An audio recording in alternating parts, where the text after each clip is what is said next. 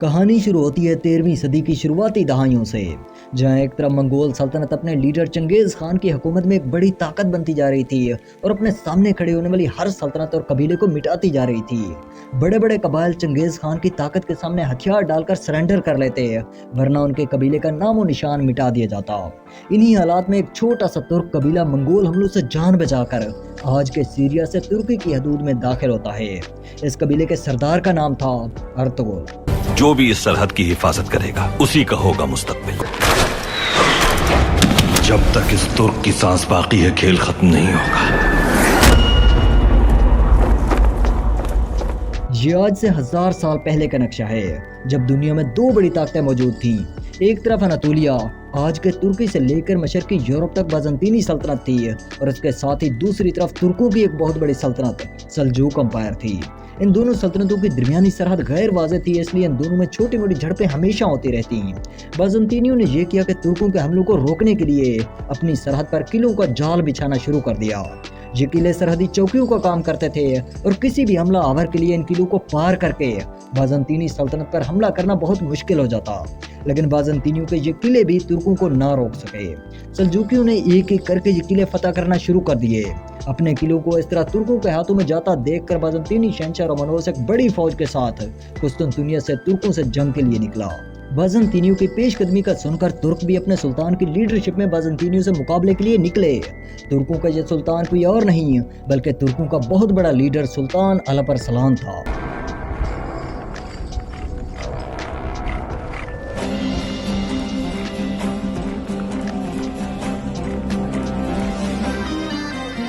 ये ईस्टर्न तुर्की का शहर वोन है और ये तुर्की की सबसे बड़ी झील वोन लेक है।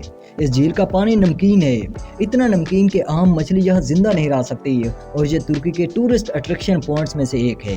इसी झील के किनारे आज से करीब 955 साल पहले यानी 1071 में रोमन शहंशाह रोमानोस अपने 1 लाख के लश्कर के साथ पहुंचा था। दूसरी तरफ अलप अरसलान पूरी कोशिश के बावजूद सिर्फ 30,000 सिपाही इकट्ठे कर सका। ये 30,000 सिपाही रोमन फौज से तादाद में तो कम थे, लेकिन माहिर किस्म के तीरंदाज और घुड़सवार थे। अगर देखा जाए तो ये सिर्फ एक वन साइडेड जंग थी, जिसमें एक एक तुर्क सिपाही के मुकाबले पर 3-3 रोमन्स खड़े थे। अलप अरसलान जानता था कि बाज़ंतीनियों की तादाद बहुत ज्यादा है, इसलिए उसने एक जंगी चाल चली। उसने चुपके से एक लंबा चक्कर काटकर बाज़ंतीनियों के पीछे जा निकला और फिर अचानक हमला करके बाज़ंतीनियों को बड़ा नुकसान पहुंचाने लगा। रूमी फौज कुछ देर गैर मुंज़िम होकर लड़ती रही, लेकिन रूमियों का बड़ा जानी नुकसान होने लगा। रूमियों के साथ दूसरी चीज ये हुई कि उनकी फौज में कुछ तुर्क सिपाही किराए के सिपाही मौजूद थे। इन सिपाहियों ने ऐन मौके पर पार्टी बदल ली और रोमन फौज छोड़कर अलप अरसलान के साथ जा मिले। तीसरी चीज ये हुई कि जंग के दौरान ये अफवाह फैल गई या फिर शायद तुर्कों की तरफ से फैला दी गई कि रोमन शहंशाह रोमानोस मारा गया है। रोमानोस की मौत की खबर जैसी ही उसके सिपाहियों तक पहुंची, रोमन फौज भी मैदान जंग छोड़कर भागने लगी। तुर्क जीत चुके थे। रोमन फौज जो लौ लश्कर के साथ बैंड बाजे के साथ कुस्तुनतुनिया से जंग के लिए निकली थी, सिर्फ 1 दिन में ही जंग हार चुकी थी। तुर्क सुल्तान अलप अरसलान अपने खेमे में मौजूद था कि इसी दौरान एक तुर्क सिपाही सुल्तान के खेमे में दाखिल होता है और एक रोमन सिपाही को सुल्तान के सामने फेंकता है। सुल्तान पूछता है कि ये कौन है। बताया जाता है कि ये रोमन शहंशाह रोमानोस है। अलप अरसलान रोमानोस की गर्दन पर पांव रखता है और फिर कहता है कि अगर तुम जीत जाते और मैं तुम्हारी जगह होता तो तुम मेरे साथ क्या करते। रोमानोस जवाब देता है कि मैं तुम्हें कुस्तुनतुनिया के बाजारों में घुमाता, फिर तुम्हें जान से मार देता और तुम्हारी गर्दन कुस्तुनतुनिया के चौराहे पर इबरत के तौर पर लटका देता। अलप अरसलान फिर पूछता है कि अब तुम मेरे कब्जे में हो, बताओ मैं तुम्हारे साथ क्या करूं। रोमानोस कहता है कि अगर तुम जालिम हो तो मुझे जान से मार दो, अगर मुतकब्बिर हो तो मुझे कैद में डाल दो, और अगर रहम दिल हो तो मेरी कीमत लेकर मुझे आज़ाद कर दो। अलप अरसलान रोमानोस से एक मुआहदा करता है। रोमानोस अपनी जान की कीमत अदा करता है और बदले में अलप अरसलान उसे आज़ाद कर देता है। मुआहदे के तहत बाज़ंतीनी सल्तनत का यह सारा इलाका भी तुर्कों को मिल जाता है। इसके बाद बड़ी तादाद में तुर्क कबाइल इस नए इलाके में सेटल होने लगते हैं। इस जंग के कई साल बाद अर्तुगरुल का कबीला भी मंगोल हमलों से जान बचाकर इसी इलाके में दाखिल होता है। इस वक्त तक सल्जूक सल्तनत भी कोई ज्यादा ताकतवर सल्तनत नहीं रही थी। महल साजिशों का गढ़ बन चुके थे और इख्तियारात सुल्तान से ज्यादा वजीरों के हाथ में होते थे। इन सारे अंदरूनी मामलात के बावजूद भी ये दम तोड़ती सल्जूक सल्तनत दोनों तरफ से अपने खुले दुश्मनों में घिरी हुई थी। मशरिक में मंगोल थे जो मंगोलिया से लेकर बगदाद तक सारे इलाके फतह कर चुके थे और बड़ी बड़ी मुस्लिम अंपायर्स को तारीख का हिस्सा बना चुके थे, और मगरब में बाज़ंतीनी सल्तनत थी जो तुर्की के सारे इलाके को तारीखी तौर पर अपना इलाका समझती थी और किसी भी वक्त उसे वापस लेने के लिए हमला कर सकती थी। अगर आप इस सारे सिनेरियो को एनालाइज करें तो मालूम होता है कि सल्जूक सुल्तान अलाउद्दीन को बहादुर और जंगजू कबाइल की अशद ज़रूरत थी जो उसे मशरिक में मंगोलों और मगरब में बाज़ंतीनियों के हमलों से बचा सके। सुल्तान अलाउद्दीन ने यह किया कि अर्तुगरुल के कबीले को अपनी मगरबी सरहद पर यानी बाज़ंतीनी बॉर्डर के बिल्कुल साथ ही रहने के लिए सोगोत का इलाका दे दिया। इस फैसले से सुल्तान अलाउद्दीन को कई पॉलिटिकल फायदे हुए। पहला फायदा ये हुआ कि सुल्तान की मगरबी सरहद बाज़ंतीनियों के हमलों से महफूज हो गई, यानी अगर बाज़ंतीनी सल्जूक पर हमला करते तो पहले उन्हें अर्तुगरुल के कबीले से टकराना पड़ता, जो कि बाज़ंतीनियों की छोटी मोटी टोलियों के लिए बिल्कुल भी आसान नहीं था। दूसरा फायदा ये हुआ कि सुल्तान मगरबी सरहद की हिफाजत से बेफिक्र होकर अपनी सारी फौज को मशरिक में मंगोलों के खिलाफ जमा कर सकते थे। अर्तुगरुल के कबीले का इस रेड लाइन पर सेटल होना सुल्तान अलाउद्दीन और सल्जूक सल्तनत के लिए तो सूदमंद साबित हुआ, लेकिन एक बहादुर और जंगजू कबीले का इस तरह सरहद पर सेटल होना बाज़ंतीनियों को एक आंख नहीं भाया और उन्होंने हर कीमत पर इस कबीले को निकाल बाहर करने का फैसला किया। इस कबीले पर कई हमले किए, लेकिन यह कबीला अपनी जगह से पीछे नहीं हटा, बल्कि आहिस्ता आहिस्ता अर्तुगरुल ने बाज़ंतीनियों के एक दो किले भी फतह कर लिए। सोगोत का ये इलाका दोनों एम्पायर्स की सरहद पर था और इस इलाके पर बाज़ंतीनियों और सल्जूकों का कोई ज्यादा कंट्रोल भी नहीं था, लेकिन ये इलाका जियोग्राफिकली बहुत अहम था जिस पर अर्तुगरुल का कब्जा था। भले ये इलाका सल्जूक टेरिटरी में आता था, लेकिन हकीकी तौर पर जब सुल्तान अलाउद्दीन से ज्यादा अर्तुगरुल की चलती थी। अर्तुगरुल एक माहिर इंसान था और वो इस इलाके की जियोग्राफिकल अहमियत को अच्छे से जानता था। उसे मालूम था कि ये जगह दोनों सल्तनतों के बीच शहरक की अहमियत रखती है, क्योंकि चीन और हिंदुस्तान से होने वाली सारी ट्रेड इसी रास्ते से होकर यूरोप तक पहुंचती थी और यूरोपीय मसनूआत भी इसी रास्ते के जरिए मिडल ईस्ट, चाइना और हिंदुस्तान तक पहुंचती थी।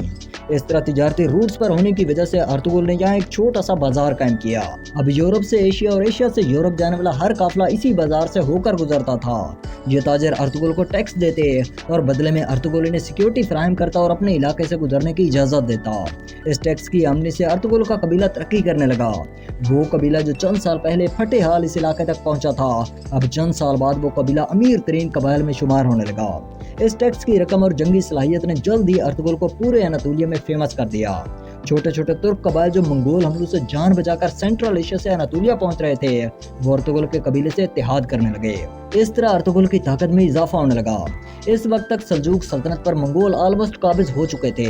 सल्जूक सुल्तान अलामती तौर पर मौजूद तो था, लेकिन सुल्तानी पर उसकी गिरफ्त न होने के बराबर थी। अगर अर्तुगरुल चाहता तो सल्जूकों के खिलाफ बगावत करके इस इलाके पर अपनी सुल्तानी का ऐलान कर सकता था, लेकिन अर्तुगरुल ने अपनी जिंदगी में कभी भी सल्जूकों के खिलाफ बगावत नहीं की। वो जब तक जिंदा रहा सल्जूक सल्तनत का वफादार रहा। आज अर्तुगरुल की वफात के बारे में भी सही तारीख मालूम नहीं है, लेकिन कुछ मुसन्निफीन के मुताबिक अर्तुगरुल की वफात 1280 में हुई थी और उसे बोरसा में दफन किया गया। अर्तुगरुल की वफात के बाद उसका बेटा उस्मान कबीले का सरदार बना। ये तुर्कों का खुद अपनी तारीख से मुतालिक वरियन है। आज बहुत से गैर टर्किश मुसन्निफीन इस बात पर भी सवाल उठाते हैं कि क्या अर्तुगरुल नाम का कोई कैरेक्टर वाकई उस्मानियों में था भी या फिर नहीं, क्योंकि 13वीं सदी की किसी तारीखी किताब में अर्तुगरुल का कोई जिक्र नहीं मिलता। हाँ, सिर्फ एक सबूत मौजूद है, ऑटोमन एम्पायर के बानी उस्मान गाजी के दौर का एक सिक्का जिस पर लिखा है कि उस्मान बिन अर्तुगरुल, और ये सिक्का आज भी इस्तांबुल के म्यूजियम में मौजूद है। इस सिक्के से ये तो वाज़ेह हो गया कि अर्तुगरुल नाम का शख्स वाकई तारीख में मौजूद था और वो उस्मान गाजी का बाप था, लेकिन ड्रामे में जो अर्तुगरुल का किरदार दिखाया गया, बाज़ंतीनियों से जंग, मंगोल जर्नैलों से मुकाबला, कबीले में बगावतों का कुचलना और सल्जूक महल में गद्दारों का खात्मा, ये सारी कहानी ड्रामे के राइटर ने अपनी तरफ से घड़ी, क्योंकि ऐसी कोई स्टोरी तारीख की किताबों में नहीं मिलती। यहाँ ड्रामे के राइटर को ये एडवांटेज हासिल हुआ कि 13वीं सदी यानी अर्तुगरुल के बारे में तारीख की किताबों में ज्यादा मालूमात नहीं थी। ड्रामे के राइटर को ये तो मालूम था कि हीरो अर्तुगरुल है और मकसद एक सल्तनत की बुनियाद रखना है, इसलिए उसने बीच की कहानी, बाज़ंतीनियों, मंगोलों और सल्जूक गद्दारों से झड़पें, कबीले के अंदर साजिशों का खात्मा, हत्ता के इब्नुल अरबी जैसे सूफी बुजुर्ग से मुलाकात को भी अपनी तरफ से बढ़ा चढ़ाकर ड्रामे को सनसनीखेज बना दिया। सल्तनत उस्मानिया के कयाम यानी 1290 से लेकर इसके खात्मे 1924 तक दुनिया अर्तुगरुल के कैरेक्टर से नावाकिफ थी। सल्तनत उस्मानिया के खात्मे के बाद भी 90 साल गुजर गए, लेकिन फिर 2014 में ये ड्रामा रिलीज हुआ। अर्तुगरुल का कैरेक्टर जो पहले गुमनामी में था, फिर इस ड्रामे की रिलीज के बाद वो सल्तनत उस्मानिया के किसी भी सुल्तान से ज्यादा मशहूर हो गया। अब यहाँ सवाल यह है कि तुर्की में बड़े बड़े सुल्तान गुजरे, लेकिन तुर्की ने एक गुमनाम सरदार अर्तुगरुल पर ही ये ड्रामा क्यों बनाया? अगर आप थोड़ा डीपली सोचें तो मालूम होगा कि सल्तनत उस्मानिया के खात्मे के वक्त तुर्की को यूरोप का मर्द बीमार कहा जाता था, और ये ड्रामा बनाकर आज तुर्की ये साबित करना चाहता है कि वो सारे मुसलमानों की लीडरशिप के लिए बेहतरीन इंतखाब होगा। तुर्क सदर रजब तैयब एर्दोगान पर मुखालिफ सियासी पार्टियों की जानब से ये इल्जामात भी लगे कि रजब तैयब एर्दोगान अर्तुगरुल ड्रामे की आड़ में अपने आप को मॉडर्न दौर का हीरो या अर्तुगरुल बनाकर दुनिया और तुर्कों के सामने पेश करने की कोशिश कर रहे हैं। अपने पॉलिटिकल फायदे के लिए ड्रामे को इस्तेमाल कर रहे हैं और अपने हर मुखालिफ को ड्रामे के विलन पुर्तुगलू और सादुद्दीन की तरह पब्लिक के सामने पेश करते हैं। बहरहाल ये हकीकत है कि ड्रामे को पॉलिटिकल फायदे के लिए भी इस्तेमाल किया गया और ड्रामे को ज्यादा सनसनीखेज बनाने के लिए इसमें कई फिक्शंस कहानियां भी ऐड की गई। लेकिन इसके बावजूद ये 21वीं सदी के नौजवानों को जो बॉलीवुड और हॉलीवुड के पीछे भागते हुए अपने कल्चर को भूलते और छोड़ते जा रहे थे, उन्हें अपने कल्चर से इंट्रोड्यूस करवाने का बेहतरीन इंतखाब था। लेकिन एक बात याद रखनी चाहिए कि आज फलस्तीन से लेकर कश्मीर तक, बल्कि ओवरऑल पूरी दुनिया में मुसलमान ज़वाल का शिकार हैं। ड्रामे में छोटी मोटी फतवाहत देखकर अपने आप को कोई बड़ा 30 मार्का नहीं समझना चाहिए, बल्कि आज दुनिया में मुसलमानों को सर्वाइव करने और अच्छा मकाम हासिल करने के लिए मेहनत, सब्र और मुत्तहिद होने की ज़रूरत है, जो कि इस ड्रामे का मोरल था। 1280 में अर्तुगरुल फौत हुआ तो कबीले की सरदारी उसके सबसे छोटे बेटे उस्मान के पास गई। ये सब उस वक्त के दस्तूर के भी खिलाफ था, क्योंकि उस वक्त कानून ये था कि किसी सरदार या बादशाह की मौत के बाद उसका सबसे बड़ा बेटा ही मसनद का वारिस होता। लेकिन अर्तुगरुल ने इस कानून पर अमल नहीं किया। उसने अपने बड़े बेटे को छोड़कर अपने छोटे बेटे उस्मान को अपना जानशीन मुकर्रर किया और उस्मान अर्तुगरुल की उम्मीदों पर बिल्कुल पूरा उतरे। सोगोत का वो इलाका जहाँ उस्मान के बाप सल्जूकियों के एक मामूली से गवर्नर या सरदार थे, उस्मान ने उस इलाके को अपनी सल्तनत में बदल दिया। लेकिन कैसे? 13 फरवरी 1258 अर्तुगरुल के घर उसके तीसरे और आखिरी बेटे की पैदाइश होती है। नाम रखा जाता है उस्मान। उस्मान की यह तारीख पैदाइश 16वीं सदी के उस्मानी हिस्टोरियन कमाल पाजादे ने लिखी है। और हाँ, ये भी मुमकिन है कि उस्मान की इस तारीख पैदाइश में कोई गलती भी हो, क्योंकि ये तारीख पैदाइश उस्मान की मौत के कई साल बाद लिखी गई। अगर इस तारीख पैदाइश को सही मान लिया जाए तो ये गालिबन वही महीना था जब मंगोलों ने बगदाद को फतह करके उसकी ईंट से ईंट बजा दी थी, लाखों मुसलमानों को मौत के घाट उतार दिया था और बगदाद की बड़ी बड़ी लाइब्रेरियों को आग लगाकर राख का ढेर बना दिया, और इसी के साथ ही अब्बासी खिलाफत का भी खात्मा हो गया। आज उस्मान की तारीख पैदाइश के बारे में तो कई वरियन हैं, लेकिन सारे मौर्रिखीन एक बात पर मुत्तफिक हैं कि उस्मान की पैदाइश सोगोत में हुई थी, उसी सोगोत में जहाँ उसका बाप अर्तुगरुल उस्मानी सल्तनत का बीज बो चुका था। और ये सारी कहानी हम आपको ओटोमन एम्पायर की पहली किस्त में दिखा चुके हैं।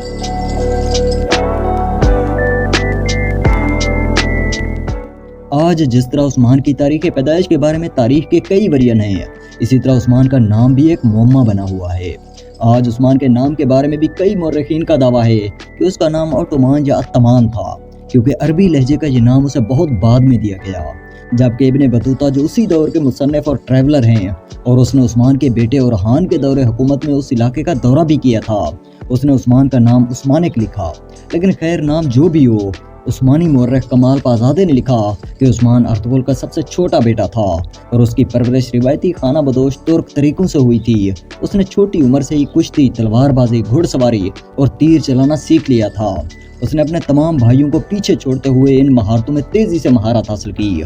उसे इस्लाम के असूल भी सिखाए गए और वो एक सूफी बुजुर्ग शेख अदाबाली की तालीमात से मुतासिर भी थे। उस्मान शेख अदाबाली की बेटी राबिया बाला से शादी करने का भी ख्वाहिशमंद था, लेकिन शेख अदाबाली ने उस्मान की ये दरखास्त मुस्तरद कर दी।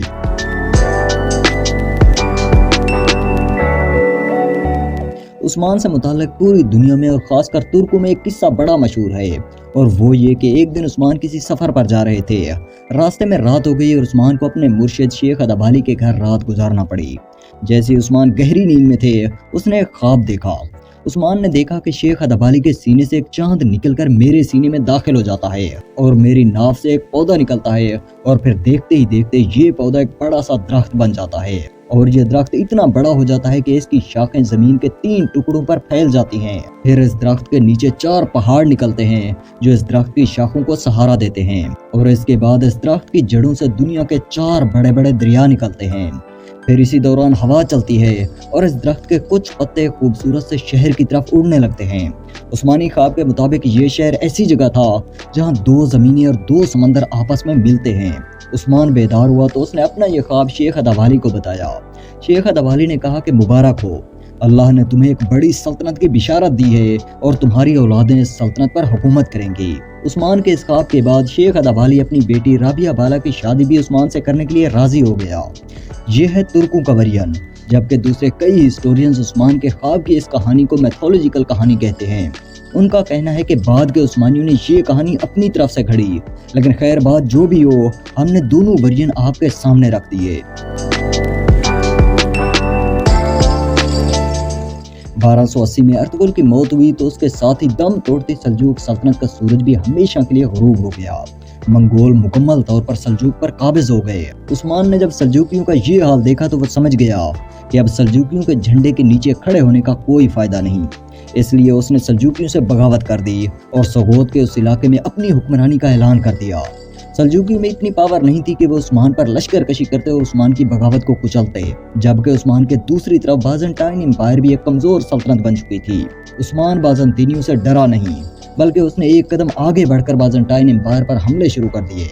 उस्मान और उसके सिपाहियों ने बोरसा के अंडर आने वाले कई देहातों पर हमले किए, जैसे यरहासार, बेलेजिक, एनागोल और इज़निक। बोरसा के गवर्नर उस्मानियों के हमलों से तंग आ चुके थे। उसने कई बार उस्मानियों को वार्निंग दी, लेकिन उस्मान उनकी बात सुनने के लिए तैयार नहीं था। उस्मान के चचा दुंदार ने उस्मान को समझाने की कोशिश की कि इस तरह रोमन एम्पायर पर हमले ना किए जाएं। अगर रोमियों ने हमारे खिलाफ जंग शुरू की तो हमारी ये नई नवेली सल्तनत, जिसकी बुनियाद हमने 1 आध साल पहले ही रखी है, वो ज्यादा दिन तक रोमी फौज का मुकाबला नहीं कर पाएगी। उस्मान के इस चचा ने जब उस्मान को रोकने की कोशिश की या उस्मान की मुखालफत की तो उस्मान ने अपने चचा को सरेआम तीर मारकर कत्ल कर दिया। ये इस बात का ऐलान था कि उस्मान के फैसलों को चैलेंज ना किया जाए। उस्मान के इस चचा दुंदार की मौत से मुताल्लिक तारीख का दूसरा वर्जन ये है कि कुछ मुर्रिखीन का दावा है कि उस्मान को कबीले का सरदार बनने के लिए कबीले में जंगो जदल करनी पड़ी थी, क्योंकि सरदारी के दूसरे दावेदार भी थे और सरदारी का सबसे बड़ा दावेदार उस्मान का चचा दुंदार था। कबीले का जिरगा दुंदार को सरदारी का हकदार समझता था, जबकि कबीले के जंगजू उस्मान के हक में थे और वो उस्मान को सरदार बनवाने के लिए किसी भी हद तक जा सकते थे। ये बात यकीनी तौर पर मालूम नहीं कि ये लड़ाई किस तरह शुरू हुई, कैसे आगे बढ़ी और इसने कैसी सूरत इख्तियार की। ताहम रिवायत है कि उस्मान इसमें गालिब आए और अपने चचा को तीर मारकर कत्ल कर दिया। कबीले में जब उस्मान सरदार बन गया और उस्मान को चैलेंज करने वाला कोई नहीं रहा, उस्मान को यकीन हो गया कि उसकी पीठ पर अब कोई वार नहीं कर सकता। उसने सल्जूकियों के खिलाफ भी बगावत कर दी, सगोद के इलाके में अपनी हुक्मरानी का ऐलान कर दिया और अपने गुस्से का रुख बाज़ंतीनियों की तरफ मोड़ दिया।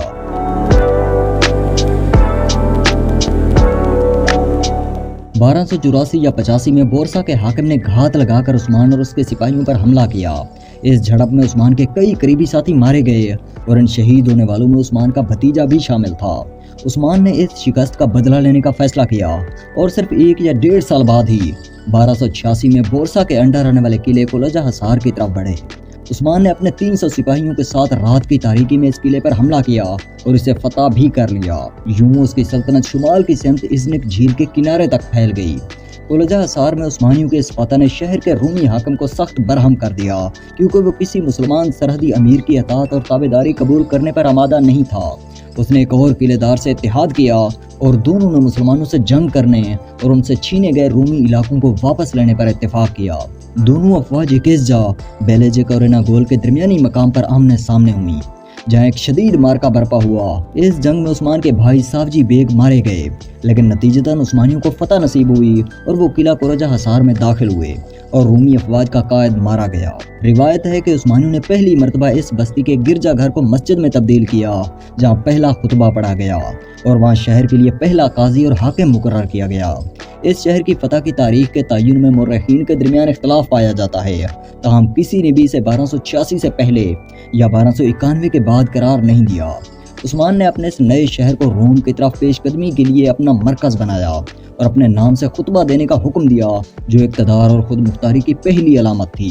عثمانی روایت کے مطابق عثمان کو اپنے رومی دوست کوسا میخائل کی جانب سے ایک انٹیلیجنس ملی کہ بیلیجک اور یارہ ہزار کے قلعوں کے گورنر آپ کے خلاف ایک خفیہ سازش تیار کر رہے ہیں، جس کا مقصد یہ تھا کہ انہیں پہلے قلعے میں اپنے بیٹوں کی شادی کی دعوت دے کر گرفتار کیا جائے اور اس کے بعد قتل کر دیا جائے۔ عثمان نے ایک جنگی تدبیر اختیار کی اور اپنے 40 سواروں کو عورتوں کے لباس میں ملبوس کر کے اس شادی میں بھیج دیا۔ جیسے یہ افراد قلعہ بیلیجک میں داخل ہوئے، انہوں نے تمام مدعو افراد کو گرفتار کر کے قلعہ فتح کر لیا۔ ایک بات مشہور ہے کہ اسی قلعے سے ایک لڑکی گرفتار ہوئی، جسے بعض روایات کے مطابق تیکفور کی بیٹی کہا جاتا ہے۔ اس کا نام ہولوفیرا تھا۔ عثمان نے اسے اپنے بیٹے اورحان کے لیے منتخب کیا۔ اورحان نے اس سے شادی کی اور اسی سے مراد پیدا ہوا۔ یوں وہ آل عثمان کے محلات میں داخل ہونے والی پہلی غیر ملکی خاتون بنی۔ قلعہ بیلیجک اور یارہ ہزار کو فتح کرنے کے بعد عثمان نے ایناگول کے حاکم کے خاتمے کا ارادہ کیا، جو اس سے پہلے کراجہ ہزار کے حاکم کے ساتھ مل کر عثمانیوں کے خلاف متحد ہوا تھا۔ عثمان کا مقصد یہ تھا کہ اناطولیہ میں باقی رومی قلعوں کے مابین کسی نئے اتحاد کو روکا جا سکے۔ اس مقصد کے لیے انہوں نے اپنے ایک سپہ سالار تورگت الب کو قلعہ اناگول کے محاصرے کے لیے بھیجا۔ بالآخر قلعہ فتح کر لیا۔ ایک روایت کے مطابق عثمان نے یہ قلعہ تورگت الب کو جاگیر کے طور پر دے دیا، اسی لیے بعد میں اس بستی کو تورگت کہا جانے لگا اور یہ نام وہاں کے پہلے مسلمان امیر کی نسبت سے رکھا گیا۔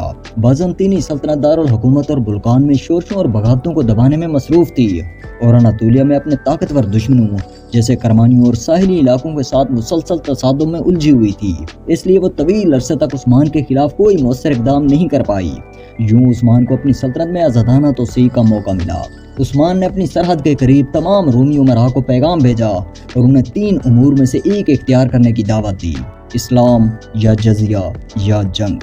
بعض نے اسلام قبول کر لیا، جن میں نمایاں نام عثمان کے پرانے دوست کوسا میخائل کا تھا، جو بعد میں ان کے قریبی ساتھیوں میں شامل ہو گئے اور جن کی اولاد عثمانی تاریخ میں میخائل اوغلی کے خاندان کے نام سے معروف ہوئی۔ بعض نے خراج ادا کرنا قبول کر لیا، جبکہ دیگر نے جنگ کا راستہ اختیار کیا۔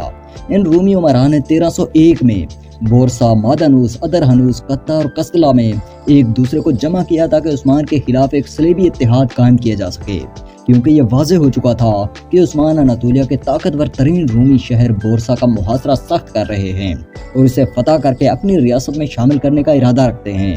عثمانیوں نے نیکو میڈیا کو شدید دباؤ میں رکھا اور اس کے نواحی گندم کے کھیتوں پر قبضہ کر لیا، جس کے نتیجے میں وہ ایک اہم معاشی وسیلے سے محروم ہو گئے اور اس نے رومیوں کو ایک صلیبی اتحاد کے لیے بلایا۔ رومیوں نے اس پکار پر لبیک کہا۔ 1302 کے موسم بہار میں بازنطینی شہنشاہ میخائیل 9 اپنی فوج کے ساتھ پیش قدمی کرتے ہوئے مغلیشیا کے جنوب تک پہنچ گئے اور ان کا ارادہ عثمانیوں سے ٹکر لے کر انہیں سرحدی علاقوں سے بے دخل کرنا تھا۔ تاہم اس کے سپہ سالاروں نے عثمانیوں کی تیاریوں اور بلند جنگی صلاحیت کو دیکھتے ہوئے انہیں براہ راست جنگ سے روک دیا۔ حقیقت یہ ہے کہ عثمانیوں نے بھی رومیوں کے عظیم لشکر کو دیکھ کر براہ راست تصادم سے گریز کیا، مگر وہ چھوٹے رومی قصبوں اور علاقوں پر مسلسل حملے کرتے رہے اور انہیں ایک ایک کر کے اپنے قبضے میں لیتے گئے۔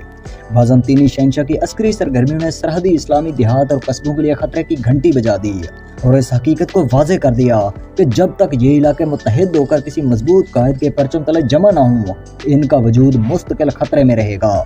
جب عوام نے عثمان کی اعلیٰ قیادت، عسکری مہارت اور دین اسلام سے ان کے اخلاص کو محسوس کیا تو انہوں نے اس کی مدد اور تائید کی تاکہ ایک ایسی اسلامی ریاست کی بنیاد رکھی جا سکے جو منتشر گروہوں کو یکجا کرے اور رومیوں کے مقابلے ایک مضبوط دفاعی دیوار بن سکے۔ عثمان کے ساتھ بعض رومی سردار بھی آ ملے جنہوں نے اپنے وطن واپس جانے کی بجائے ان کے زیر قیادت خدمات انجام دینا بہتر سمجھا، اور ان میں سے بعض وہ تھے جو پہلے جنگی قیدی رہ چکے تھے اور بعد میں آزاد کیے گئے تھے۔ اسی طرح متعدد اسلامی گروہ بھی عثمانیوں کے پرچم تلے جمع ہو گئے، جیسے جماعت غزۃ الروم۔ یہ ایک اسلامی جماعت تھی جو عباسی دور سے ہی بازنطینی سرحدوں پر متعین تھی اور مسلمانوں کو رومی حملوں سے محفوظ رکھتی تھی، اور اس طویل سرحدی تجربے نے رومیوں کے خلاف جنگ میں خاص مہارت عطا کی تھی۔ اب تک عثمان رومیوں کے کئی چھوٹے موٹے قلعے فتح کر چکا تھا، لیکن اب عثمان نے اس متحدہ فوج کے ساتھ بورسا شہر کو فتح کرنے کا فیصلہ کیا۔ عثمان اپنی فوج کے ساتھ بورسا کی طرف بڑھا اور بورسا کا محاصرہ کر لیا۔ بورسا کا محاصرہ 10 سے 11 برس تک جاری رہا، اور اس کے طویل ہونے کی بنیادی وجہ یہ تھی کہ اس زمانے میں عثمانیوں کے پاس محاصرے کے مؤثر آلات موجود نہیں تھے۔ اس کے علاوہ شہر نہایت مضبوط اور مستحکم تھا۔ اسی عرصے میں عثمان مرگی میں مبتلا ہو گئے، جس سے واضح ہو گیا کہ اب وہ محاصرے کی قیادت کے قابل نہیں رہے۔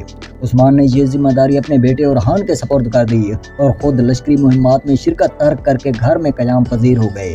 اورحان نے شہر کا محاصرہ بغیر کسی براہ راست بڑے مورچے کے جاری رکھا، مگر انہوں نے شہر کو اس کی گرد و نواح سے مکمل طور پر الگ رکھنے کی حکمت عملی برقرار رکھی۔ عثمانیوں نے شہر پر محاصرہ اس حد تک سخت کر دیا کہ اس کے حاکم اور فوجی دستوں میں مایوسی پھیل گئی، اور بازنطینی شہنشاہ کو یقین ہو گیا کہ مسلمانوں کے ہاتھوں شہر کا سقوط اب محض وقت کی بات ہے۔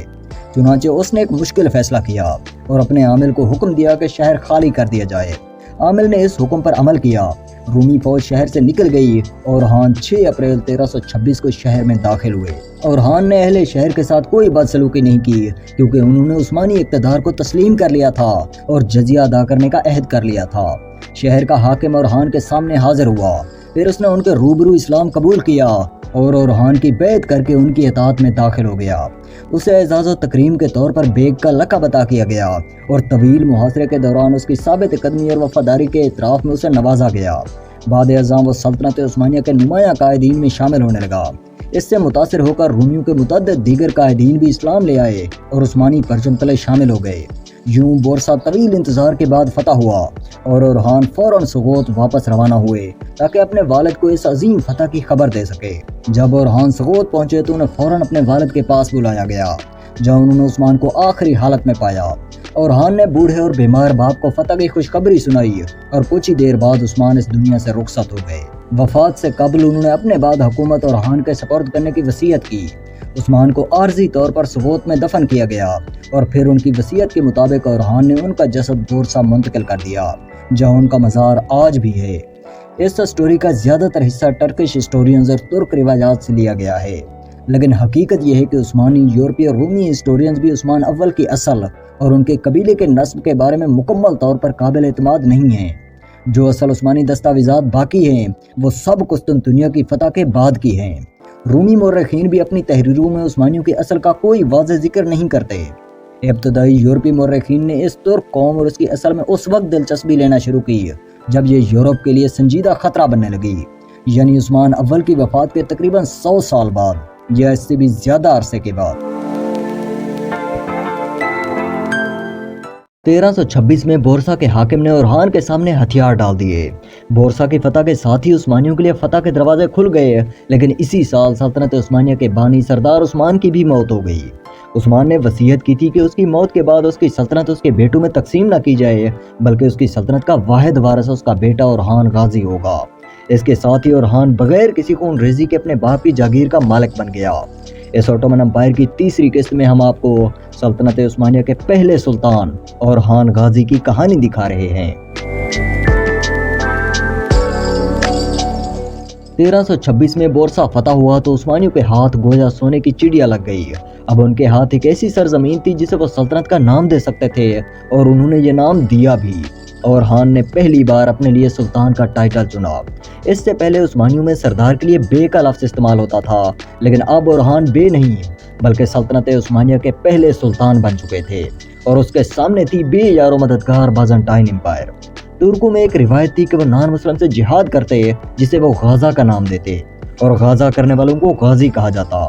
شاید آپ نے بھی نوٹس کیا ہوگا کہ ترک سرداروں اور سلطانوں کو غازی بھی کہا اور لکھا جاتا ہے، جیسے ارطغرل غازی، عثمان غازی، اورحان غازی۔ اورحان عثمانیوں کے تخت پر بیٹھا تو عثمانیوں کی فتوحات کی رفتار بھی تیز ہو گئی۔ اناطولیہ کے علاقے میں بازنٹائن امپائر کا کنٹرول آلموسٹ ختم ہو چکا تھا۔ صرف اس چھوٹے سے علاقے میں بازنٹائن امپائر کے کچھ قلعے موجود تھے۔ اورحان نے ان قلعوں کو ایک ایک کر کے فتح کرنا شروع کر دیا۔ اپنے ان قلعوں کو اس طرح ایک ایک کر کے عثمانیوں کے ہاتھوں میں جاتا دیکھ کر رومن شہنشاہ ایک مختصر لشکر کے ساتھ عثمانیوں سے مقابلے کے لیے نکلا۔ بازنطینی فوج سی آف مارمورا کے ساتھ ساتھ مارچ کرتی ہوئی نیکومیڈیا یعنی موجودہ ازمیر یا ازمت شہر کی طرف بڑھنے لگی۔ ادھر اورحان بھی اپنے لشکر کے ساتھ آگے بڑھا تاکہ بازنطینیوں کو راستے میں ہی روکا جا سکے۔ اورحان نے ایسے پہاڑی علاقے میں ڈیرے ڈالے جہاں اسے اسٹریٹجک فائدے حاصل تھے۔ اس نے نیکومیڈیا شہر کی طرف جانے والی سڑک کو بھی بلاک کر دیا۔ جون کے مہینے میں دونوں فوجوں میں سخت لڑائی ہوئی، لیکن ہار یا جیت کا فیصلہ نہیں ہو پا رہا تھا، اور پھر ایک انہونی ہو گئی۔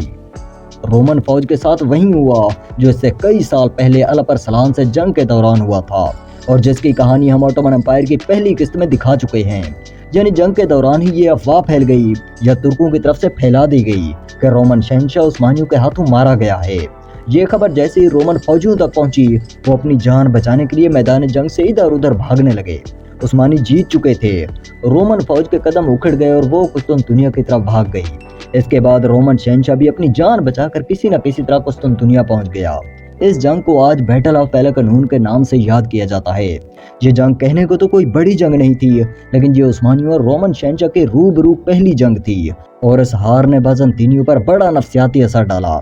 अनातोलिया के वो इलाके जो कभी बाज़ंतीनी सल्तनत का हिस्सा थे, बाज़ंतीन ने इस शिकस्त के बाद कभी उन इलाकों को वापस लेने की जुर्रत नहीं की, बल्कि बाज़ंतीन ने अपने इस छोटे से जिस इलाके को बचाने के लिए ये जंग शुरू की थी, इस शिकस्त के बाद वो उस्मानियों के खौफ से अपने इन इलाकों या किलों में सप्लाई पहुंचाना भी बंद कर दिया।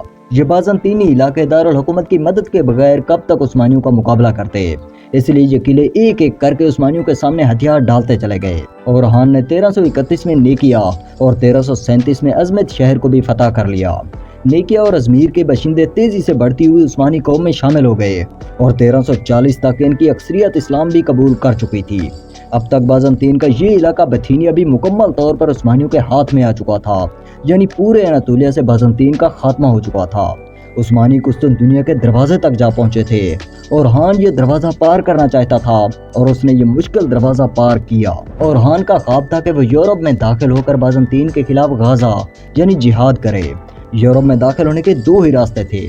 पहला ये कि कुस्तुनतुनिया जैसे अजीम शहर को फतह करके यूरोप में दाखिल हुआ जाए, जो कि उस वक्त उस्मानियों के लिए नामुमकिन था। उस्मानियों के पास ना ही इतनी फौजी ताकत थी और ना ही कोई ऐसा जदीद साजो सामान था कि इस अजीम शहर का मुहासरा किया जा सके। इसके अलावा यूरोप में दाखिल होने का दूसरा रास्ता दर्रा दानियाल से होकर गुजरता था। इस मकाम से जहाँ समंदर की चौड़ाई सबसे कम थी, लेकिन ये रास्ता भी उस्मानियों के लिए बंद था। वजह ये थी कि उस्मानियों के हमसाये में यहाँ तुर्कों की ही एक सल्तनत केरासी सल्तनत थी। ये कहने को तो एक तुर्क सल्तनत थी, लेकिन थी बाज़ंतीन के इत्तेहादी और उस्मानियों की दूसरी बड़ी दुश्मन। उस्मानी और केरासी एक दूसरे को एक आंख नहीं पाते थे। इन शॉर्ट उस्मानियों का इस रास्ते से दर्रा दानियाल के जरिए यूरोप में दाखिल होना भी नामुमकिन था, और अगर उस्मानियों को दर्रा दानियाल तक एक्सेस चाहिए थी तो इसके लिए केरासियों को मिटाना ज़रूरी था। ओरहान ने भी यही किया। ओरहान ने केरासियों के खिलाफ घेरा तंग करना शुरू कर दिया और आखिर में केरासी सल्तनत उस्मानियों के सामने घुटने टेकते टेकते खत्म हो गई। अब उस्मानी सल्तनत की सरहदें दर्रा दानियाल तक पहुंच गई, लेकिन समंदर को पार करके यूरोप में लैंड करना ही असल चैलेंज था। लेकिन वो कहते हैं ना कि जब वक्त अच्छा चल रहा हो तो सब कुछ अपने आप अच्छा होता चला जाता है। हुआ ये कि बाज़ंतीन के सबसे अहम जर्नैल कैंटाकुजीनस ने बाज़ंतीन के खिलाफ बगावत कर दी और पर्दे के पीछे ओरहान से हाथ मिला लिया। कैंटाकुजीनस शहंशाह को बरतरफ करके खुद शहंशाह बनना चाहता था, तो इस बगावत की कामयाबी के लिए ज़रूरी था कि वो अपनी ताकत में इजाफा करे। उसकी नज़र में उस्मानियों से बड़ा इत्तेहादी उसे खिते में कोई नहीं मिल सकता था। इसके अलावा वो बैटल ऑफ पेलिकनून में उस्मानियों की बहादुरी और जंगी महारत को भी अपनी आंखों से देख चुका था। सो उसने बाज़ंतीन के खिलाफ बगावत करते हुए ओरहान की तरफ दोस्ती का हाथ बढ़ाया। कैंटाकुजीनस ने पेशकश की कि अगर उस्मानी बाज़ंतीन के खिलाफ उसका साथ देंगे तो कैंटाकुजीनस अपनी बेटी की शादी ओरहान से कर देगा, और इसके अलावा भी कई फवायद का वादा किया। ओरहान ने कैंटाकुजीनस से कहा कि हम एक शर्त पर तुम्हारा साथ देंगे, अगर तुम उस्मानियों को सही सलामत दर्रा दानियाल पार करके यूरोप में गैलीपोली के मकाम पर एक मिलिट्री बेस बनाने की इजाजत दे दो। कैंटाकुजीनस को उस्मानी फौज की मदद चाहिए थी और यूरोप में चाहिए थी, सो उसने ये शर्त मान ली। लेकिन इस एक शर्त ने यूरोप की तकदीर बदल डाली। ओरहान और कैंटाकुजीनस का इत्तेहाद बाज़ंतीन के लिए किसी कयामत से कम नहीं था। खत्म होती बाज़ंटाइन एम्पायर में सिविल वॉर शुरू हो गई। एक तरफ उस्मानी तुर्क और बाज़ंतीन का सबसे बड़ा जर्नैल कैंटाकुजीनस थे, जबकि दूसरी तरफ रोमन शहंशाह और उसके कुछ छोटे मोटे इत्तेहादी थे। ये सिविल वॉर कई साल तक चलती रही, लेकिन आखिरकार रूमी शहंशाह को कैंटाकुजीनस के सामने हार मानना पड़ी और कैंटाकुजीनस को शरीक शहंशाह बना दिया गया। ओरहान का ससुर कैंटाकुजीनस रोमन एम्पायर का शहंशाह बन चुका था। उस्मानियों का असर और रसूख इस दम तोड़ती सल्तनत के अंदर तक हो गया। अब वादे के मुताबिक कैंटाकुजीनस ने उस्मानियों को यूरोप में दाखिल होने और गैलीपोली में मिलिट्री बेस बनाने की इजाज़त दे दी। ओरहान ने अपने बेटे सुलेमान को एक फौजी दस्ते के साथ गैलीपोली भेज दिया। उस्मानी खून का एक कतरा बहाए बगैर यूरोप में दाखिल हो गए। सुल्तान ओरहान का बेटा सुलेमान उस्मानी फौज के साथ दर्रा दानियाल पार करके यूरोप पहुंचा, तो वो गैलीपोली में सिर्फ मिलिट्री बेस तक महदूद नहीं रहा, बल्कि उसने यूरोपीय रोमन सल्तनत में पेशकदमी शुरू कर दी और यूरोप में थ्रेस के इलाके पर कब्जा कर लिया। थ्रेस पर उस्मानियों का कब्जा हुआ तो यूरोप में खतरे की घंटी बजने लगी। रोमन सल्तनत में कैंटाकुजीनस के खिलाफ नफरत बढ़ने लगी क्योंकि ये सब कुछ उसी की वजह से हो रहा था। उसी ने उस्मानियों को यूरोप में दाखिल होने की इजाज़त दी थी। कैंटाकुजीनस ने सुल्तान ओरहान को लिखा कि उस्मानी यूरोप में पेशकदमी ना करें, वो सिर्फ गैलीपुली तक महदूद रहें या फिर वापस चले जाएं। लेकिन ओरहान ने जवाब दिया कि रोमन सल्तनत के जो इलाके सल्तनत उस्मानिया का हिस्सा बन चुके हैं वो वापस नहीं किए जाएंगे। यूं गैलीपुली और थ्रेस के इलाके मुस्तकिल तौर पर सल्तनत उस्मानिया का हिस्सा बन गए। ये सब कुछ कैंटाकुजीनस की वजह से हुआ था, इसलिए उसके खिलाफ बगावत हो गई और कुस्तुनतुनिया में उसका तख्ता उलट दिया गया। रोमन सल्तनत को एक नया शहंशाह मिल गया जो उस्मानियों का दोस्त नहीं बल्कि दुश्मन था। लेकिन ये रोमन शहंशाह भी उस्मानियों को ना रोक सका। अब तक ताकतवर उस्मानी तुर्क जो कुस्तुनतुनिया के मशरक में तो थे ही, लेकिन अब वो कुस्तुनतुनिया के मगरब में यूरोप में भी एक बड़ी ताकत बनते जा रहे थे। कुस्तुनतुनिया दोनों तरफ से उस्मानी तुर्कों के शिकंजे में आ चुका था, लेकिन फिर वो हो गया। 1362 में उस्मानियों के पहले सुल्तान ओरहान फौत हो गए, लेकिन अपनी मौत तक ओरहान अपने बाप से विरसे में मिली सल्तनत को 2-3 गुना फैला चुका था। उस्मानी खित्ते की सबसे बड़ी ताकत बन चुके थे, यूरोप में अपने कदम मजबूत कर चुके थे। सल्तनत उस्मानिया के तख्त पर ओरहान के बाद नया सुल्तान आया तो यूरोप के ईसाइयों ने सलीबी जंग का ऐलान कर दिया। इस जंग का नतीजा क्या निकला और किस तरह एक आम और गुमनाम से सलीबी सिपाही ने तुर्कों के सबसे बड़े सुल्तान की जान ले ली, ये सब आपको ऑटोमन एम्पायर की चौथी किस्त में दिखाएंगे।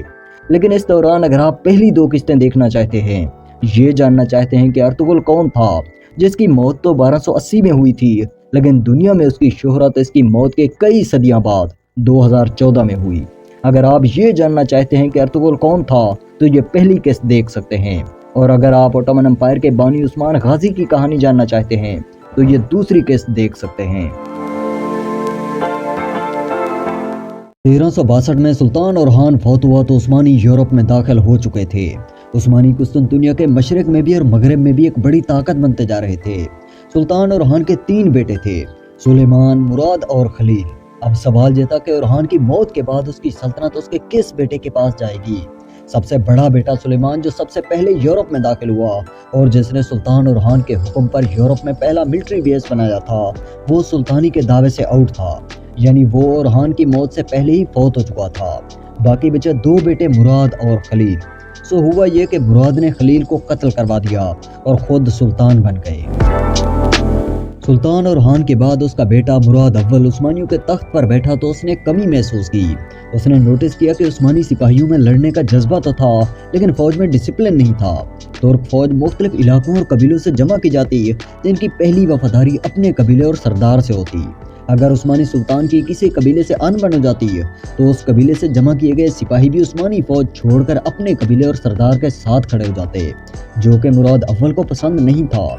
जबकि उस्मानियों के मुकाबले में यूरोपियन फौज एक इलीट और मॉडर्न फौज थी जिसमें डिसिप्लिन था, जिसकी वफादारी सिर्फ और सिर्फ अपनी रियासत से थी।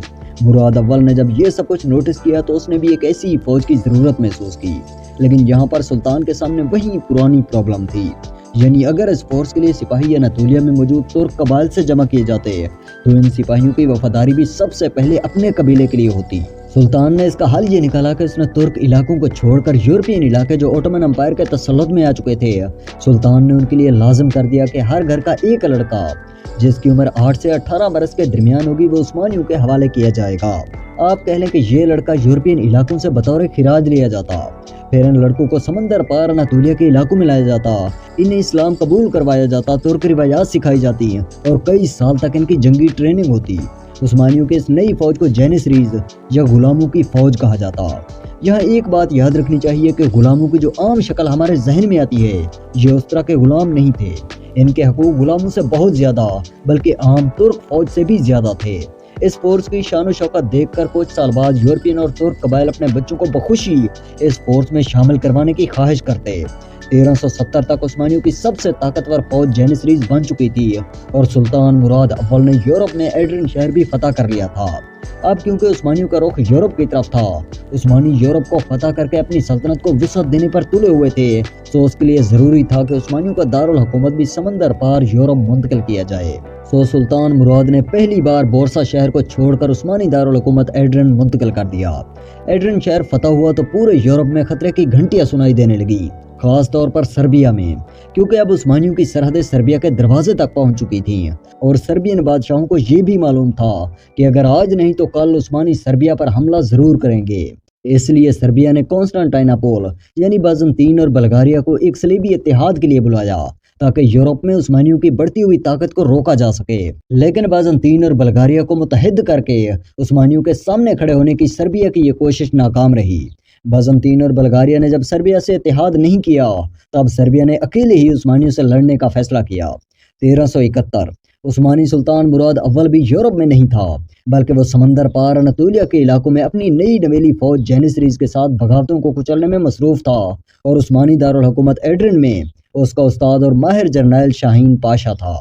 सर्बिया ने सोचा कि यह उस्मानियों को कुचलने का बेहतरीन वक्त है, क्योंकि यूरोप में एड्रिन में उस्मानी फौज भी न होने के बराबर थी। सारी उस्मानी फौज अनातोलिया के इलाकों में सुल्तान के साथ बगावतों को कुचलने में मसरूफ थी और दारुल हुकूमत एड्रिन में सिर्फ कोई 1000 उस्मानी सिपाही सुल्तान के उस्ताद लाला शाहीन पाशा के साथ थे।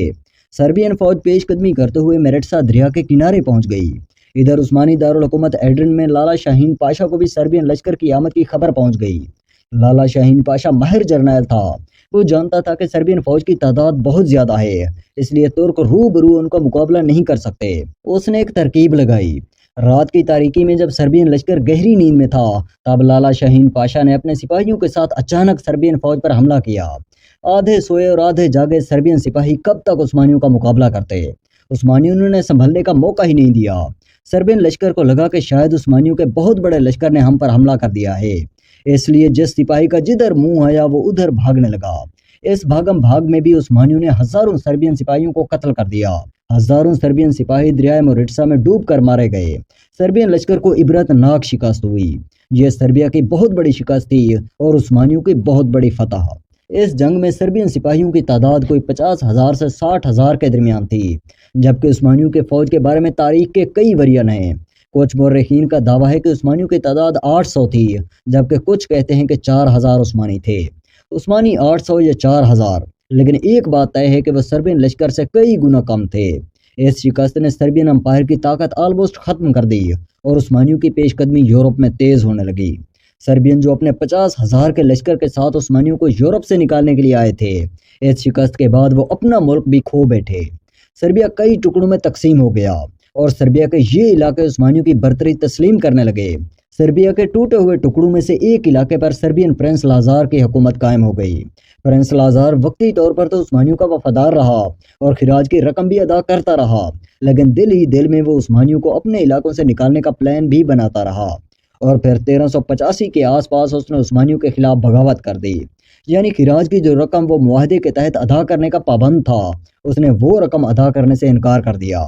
इसी दौरान यूरोप के मजहबी पेशवा पोप ने यूरोप में उस्मानियों के खिलाफ सलेबी जंग का ऐलान कर दिया। पूरे यूरोप में सलेबी सिपाही प्रिंस लाजार के झंडे के नीचे जमा होने लगे। इधर उस्मानी सुल्तान मुराद अव्वल भी गाफिल नहीं था। उसने अनातोलिया में अपने बेटे याकूब को छोड़ा और खुद अपने यूरोपियन दारुल हुकूमत एड्रिन आ गया। एड्रिन में सुल्तान ने अपनी फौज इकट्ठी की और इस बार इस फौज में सुल्तान के सबसे भरोसेमंद सिपाही जेनिसरीज भी शामिल थे। ये जंग उस्मानियों और यूरोपियन अक़वाम के लिए फैसला कुन जंग थी। अगर उस्मानी ये जंग हार जाते तो उन्हें यूरोप से निकल जाना पड़ता, अपनी सल्तनत को फैलाने का उनका ख्वाब चिकना चूर हो जाता, और अगर यूरोप की मुत्तहिदा फौज ये जंग हारती तो पूरे यूरोप की आज़ादी गैर मुअय्यन मुद्दत के लिए ख़त्म हो जाती। इस जंग में उस्मानी सुल्तान मुराद अव्वल का बेटा बायजीद भी एक दस्ते की क़यादत कर रहा था, जबकि सुल्तान खुद अपनी मॉडर्न और तरबियत याफ्ता फौज जेनिसरीज की क़यादत कर रहा था और उनके हिफाजती घेरे में मौजूद था। जंग शुरू हुई थी, यूरोपियन फौज का पलड़ा भारी होने लगा। यूरोपियन उस्मानियों पर हावी होने लगे। सुल्तान मुराद ने जब ये देखा कि उस्मानी हार के करीब पहुंच गए हैं, उसने अपनी मुहाफिज और इलीट फोर्स जेनिसरीज को यूरोपियन के खिलाफ मैदान जंग में उतार दिया और खुद मैदान जंग में पीछे तन्हे तनहा रह गए। ये एक खतरनाक चाल थी। सुल्तान की जान भी जा सकती थी और हुआ भी यही। सुल्तान को अकेला देखकर एक सलेबी नाइट ने अपने लश्कर से निकलकर अचानक सुल्तान पर हमला किया और खंजर के वार से सुल्तान मुराद को कत्ल कर दिया। अब इसे इत्तेफाक कहें या किस्मत का खेल, इधर सुल्तान मुराद कत्ल हुआ तो दूसरी तरफ सलेबी कमांडर प्रिंस लाजार भी एक तुर्क सिपाही के हाथों मारा गया। अब तुर्क लश्कर की क़यादत सुल्तान मुराद का बेटा बायजीद करने लगा तो दूसरी तरफ यूरोपियन लश्कर की क़यादत प्रिंस लाजार का बेटा कर रहा था। जंग में कोई फैसला नहीं हो रहा था। दोनों फौजें पूरे जोश से लड़ रही थीं, लेकिन फिर इसी दौरान यूरोपियन लश्कर के एक दस्ते ने पीछे हटना शुरू कर दिया। तुर्क भी अपने सुल्तान की जान गंवा चुके थे, इसलिए उन्होंने भी यूरोपियन दस्ते का पीछा करने के बजाय खुद ही मैदान जंग से पीछे हट गए। मैदान जंग में जीत या हार का कोई फैसला नहीं हुआ। दोनों फौजें अपने अपने सालारों की जानें गंवाकर पीछे हट गईं। इस जंग ने यूरोप को इतना नुकसान पहुंचाया कि यूरोपियन इत्तेहादियों ने इसके बाद उस्मानियों से जंग का इरादा तर्क कर दिया, बल्कि वे उस्मानियों की बाजगुजार रियासतें बन गईं। यानी वो उस्मानियों को सालाना खिराज अदा करते, और अगर उस्मानियों को किसी जंग में फौज की ज़रूरत पड़ती तो ये इलाके अपनी फौज भी उस्मानियों के अंडर देने के पाबंद थे। जंग कोसोवो में सुल्तान मुराद तो मारा गया, लेकिन उस्मानी पूरे यूरोप पर छा गए। सुल्तान मुराद ने अपने बाप और हान गाजी से विरसे में मिली सल्तनत को कई गुना फैला दिया था। उस्मानी सल्तनत 1 लाख मुरब्बा माइल तक फैल चुकी थी। जंग कोसोवो में सुल्तान मुराद का एक बेटा बायजीद भी शामिल था। बायजीद ने जब ये देखा कि इस जंग में उसका बाप मुराद अव्वल मारा गया है, तो उसने खुद सल्तनत उस्मानिया का नया सुल्तान बनने का फैसला किया। उसने अपने कुछ वफादारों को अनातोलिया की तरफ रवाना किया और अपने भाई याकूब को कत्ल करवा दिया, ताकि उसकी सुल्तानी को कोई चैलेंज करने वाला ना हो या सुल्तानी का कोई दूसरा दावेदार ना हो। बायजीद सल्तनत उस्मानिया का नया सुल्तान बन चुका था। यूरोप के सलीबी या अनातोलिया के तुर्क अब उसका कुछ नहीं बिगाड़ सकते थे, लेकिन अब उस पर एक ऐसा कहर नाजिल होने वाला था जिसके बारे में उसने कभी ख्वाब में भी नहीं सोचा होगा। उस्मानी जब अपनी पीक पर थे, उसने उस्मानियों को जिल्लत आमेज शिकस्त दी, और शायद इससे ज्यादा जिल्लत आमेज शिकस्त उस्मानियों को कभी तारीख में नहीं हुई होगी। उस्मानी तुर्क जो पूरे यूरोप को फतह करने के ख्वाब देख रहे थे, इस तूफान के बाद उस्मानियों की अपनी सल्तनत टुकड़े टुकड़े हो गई। उस वक्त रुए जमीन पर 2 ही सुपर पावर्स थी, और वो दोनों सुपर पावर्स एक दूसरे से टकरा गईं। ये कहानी आपको सल्तनत उस्मानिया की अगली एपिसोड में दिखाएंगे। बैटल ऑफ कोसोवो में सल्तनत उस्मानिया का सुल्तान मुराद अव्वल सलेबी सिपाहियों के हाथों मारा गया, तो उसके बेटे बायजीद ने अनातोलिया में मौजूद अपने भाई याकूब को कत्ल करवा दिया और खुद सल्तनत उस्मानिया के नए सुल्तान बन गए। बायजीद सुल्तान बना तो उसने किसी नई फतूहात से पहले अपनी सल्तनत को मुंज़िम करने का फैसला किया।